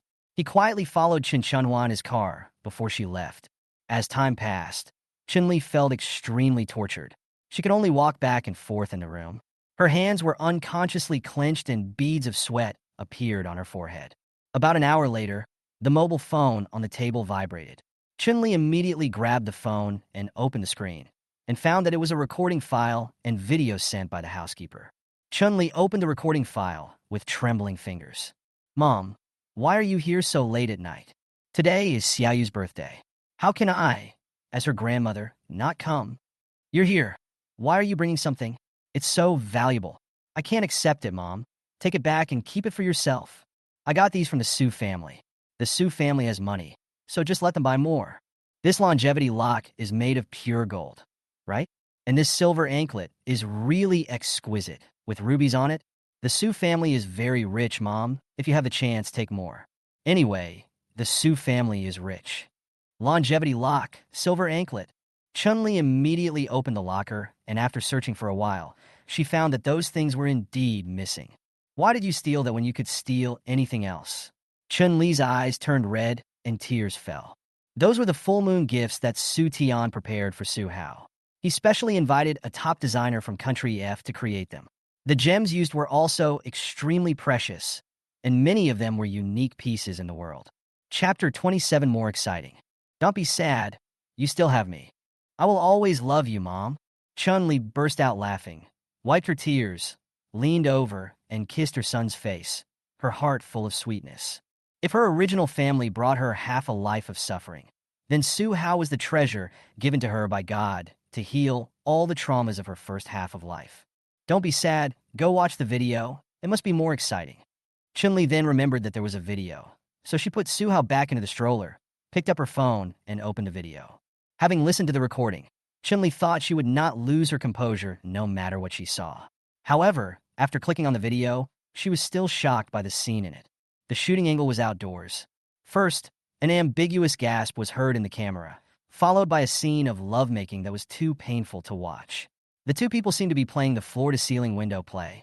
Originally thought that there would be no one around at night, but unexpectedly it was filmed by the housekeeper. Chun-Li quickly turned off her cell phone, her whole body trembling slightly. When she thought about her mother, who had always prided herself on her chastity and loyalty, and how she was full of pride when she talked about being a widow for many years and raising her daughter alone, she felt nauseous. There is no such thing as chastity. Her mother had clearly betrayed her love long ago. Chun-Li felt cold all over and sat numbly on the edge of the bed. Scenes from her childhood flashed through her mind. She didn't even know when Qin Chunhua had returned to her. Ahem. Qin Chunhua coughed twice unnaturally, unaware of her daughter's strangeness, and said to herself, "Chun-Li, Mom has recently taken a fancy to a villa in Fenglin Bailu. You have also returned to filming recently, so you should have some money, you see. Didn't I just buy you a villa last year?" Chun-Li's tone was light, but there was a hint of coldness in her eyes that was not usually there. "Oh, then wasn't that bought last year? With your financial situation, you can afford to buy one a year. Maple Forest and White Egret is close to your home, so it will be convenient for me to come back to see you after I move in, right?" Chun-Li sneered in her heart. It shouldn't be convenient to come and see her. It should be convenient to visit that family. It's ridiculous that she and her mother had lived together for more than 20 years, but she didn't know that her mother had supported another family behind her back.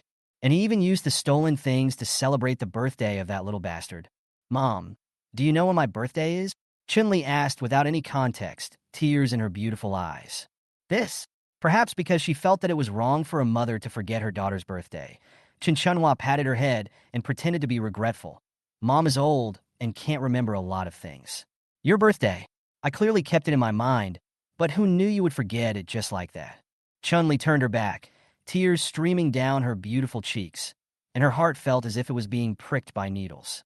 She always thought that her mother was just careless and didn't think that much, and that she still loved her in essence. But I didn't expect that her indifference was just because she didn't care. "My big star Mamo, please stop crying. You are so beautiful that even if you cry, you won't look good. Your birthday is September 15th. My father told you that day, so there are at least two people in this world who remember your birthday." Chun-Li's heart softened, as if a warm current rushed through her, washing away all her sadness, leaving only full of happiness. Yes, even if she is betrayed by the whole world, as long as she has her beloved husband and son by her side, she will be happy. "How come you can't even speak today, kid? What do you think about buying a house that Mom told you about? I only have a special appearance in the new drama, and the pay is not enough to buy a house in Fonglin Bailu. Chun-Li said coldly. This scam that spans several decades was enough for her to see her mother's true face. At this point, she doesn't want to give Chen Chunhua a penny anymore. Then go ask Su Tian for it. Chen Chunhua said, as if it was a matter of course. Su Tian wouldn't be so reluctant to give up even this little money. I know you're shy and embarrassed, but it's okay. I'll go ask him for it myself. Chen Chunhua patted her, and was about to go find Su Tian. After all, she had done this kind of thing countless times and was already very familiar with it. Enough! Shen Li Shota. Chen Chunhua was shocked. She didn't expect that her daughter, who was usually gentle, would get so angry with her. Are you crazy? You're yelling at your mother like that. I'm telling you, don't bother my life anymore. I've given you enough money over the years. From today on, I won't give you a penny anymore. Worried about scaring Su Hao, Chun-Li tried her best to control her tone. After saying this, she called the housekeeper over, ignored Chen Chunhua, who was stunned, and coldly ordered, send her back, and don't let her enter the Su family again. Every time Chen Chunhua came, she would call a large group of rude sisters, often making a mess of the villa and occasionally taking away some antique ornaments. The servants of the Su family had long disliked her. After receiving Chun Li's order, the housekeeper immediately called 2 male servants without saying a word and carried Chen Chunhua out on the left and right. Chapter 28, Exposing Grandma's True Face. Chen Chunhua was shocked and angry and yelled, "You have no conscience. I am your biological mother. I worked so hard to raise you, and now that you've become a big star, you've forgotten your roots. Has your conscience been eaten by a dog?" The butler winked at the 2 servants, who understood and tore off a piece of rag from somewhere and used it to cover Chen Chunhua's mouth tightly. The surroundings became quiet. Chun-Li was originally feeling a little sad, but the sadness was soon dispelled by Su Hao's voice. Lulululu, don't listen to the turtle chanting. A person who knows nothing but exploiting his daughter has the nerve to talk about conscience. How shameless. Chun-Li calmed herself down, instructed the servants to clean up the restaurant, and then went into the kitchen herself to fry Su Tian his favorite soft-boiled egg. When he came back and saw the tidy house and his wife cooking, Su Tian blinked hard, suspecting that he was hallucinating. In the past, every time his mother-in-law came, the house would be filled with smoke, and he would be prepared for his house to become a garbage dump before he opened the door. Seeing her husband's stunned expression, Chun-Li felt a little uncomfortable. Having such a mother-in-law really caused him too much trouble. Sutian, Sari. Chun-Li lowered her eyes guiltily. It was all my fault in the past. I will no longer have any contact with her. By now, Chun-Li is no longer willing to call her mother. Although Su Tian didn't know what happened, he thought it was a good thing that Chun-Li could stay away from the vampire, and he was so happy that he couldn't contain himself. He walked over and was about to hold Chun-Li in his arms to comfort her, but suddenly he noticed a pair of eyes staring at him. Following the direction of my feeling, I happened to meet Su Tian's somewhat dark eyes. Uncle, and I'm leaving now. I won't disturb you. Knowing that Su Tian and Chun-Li would definitely drive him away, Su Tian took the initiative. Seeing him like this, Su Tian and Chun-Li became a little hesitant. It's so late, and they just send the child away like this. Doesn't it seem too inhumane of them? Don't be fooled. This guy is just talking. He definitely won't leave if you ask him to. Su Hao complained in his heart. Su Tian glanced at Chun-Li.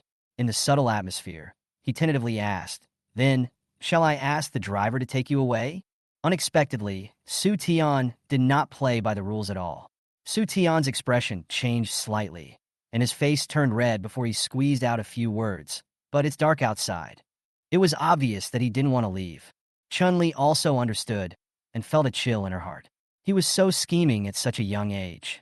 No wonder the Su family was destroyed by him later. Letting others send you off does not mean you can leave by yourself. Chun-Li ran out of patience and gave a wink to the housekeeper beside her. The housekeeper immediately understood and carried Su Tian down the stairs. Su Tian was too lazy to pretend anymore and started to struggle. "I don't want it. I don't want it." But how could a little kid like him resist an adult? He was soon packed up and thrown out by the housekeeper, and the villa returned to silence. "Let's go back to the room and rest." Su Tian gently put his hand on Chun-Li's waist, and the latter looked at her with a faint smile. "Good." A farce was resolved quietly like this. The next day, Chun-Li got up early asked her home makeup artist to put some light makeup on her, and prepared to leave for the crew in a refreshed mood. Before leaving, Chun-Li took Su Hao from the servant's arms and kissed his cheek lovingly. She really doesn't want to be separated from this baby for even a second. Seeing that the start time was approaching, Chun-Li reluctantly handed Su Hao to the servant, put on her coat, and prepared to get in the car. But he didn't expect to be blocked by Chun Chunhua at the door. Chun-Li is a top actress and the wife of a wealthy family. Chun Chunhua has always regarded her as her cash cow. Now that the cash cow is about to fall, of course she is afraid. Siali, it was mom that day, right?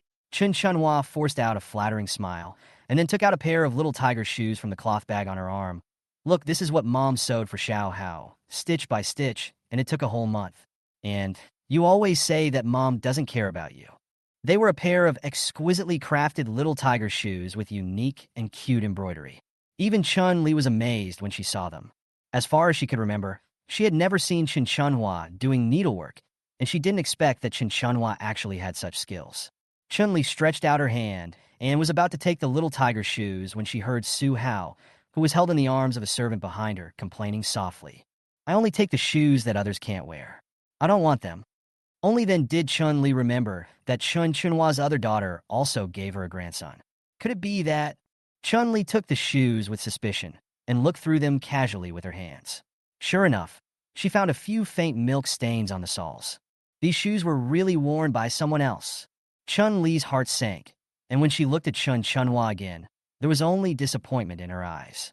The baby she carried for 10 months and gave birth to, the baby she wanted to give the best things in the world, in her mother's eyes, was only worthy of wearing shoes that others didn't want.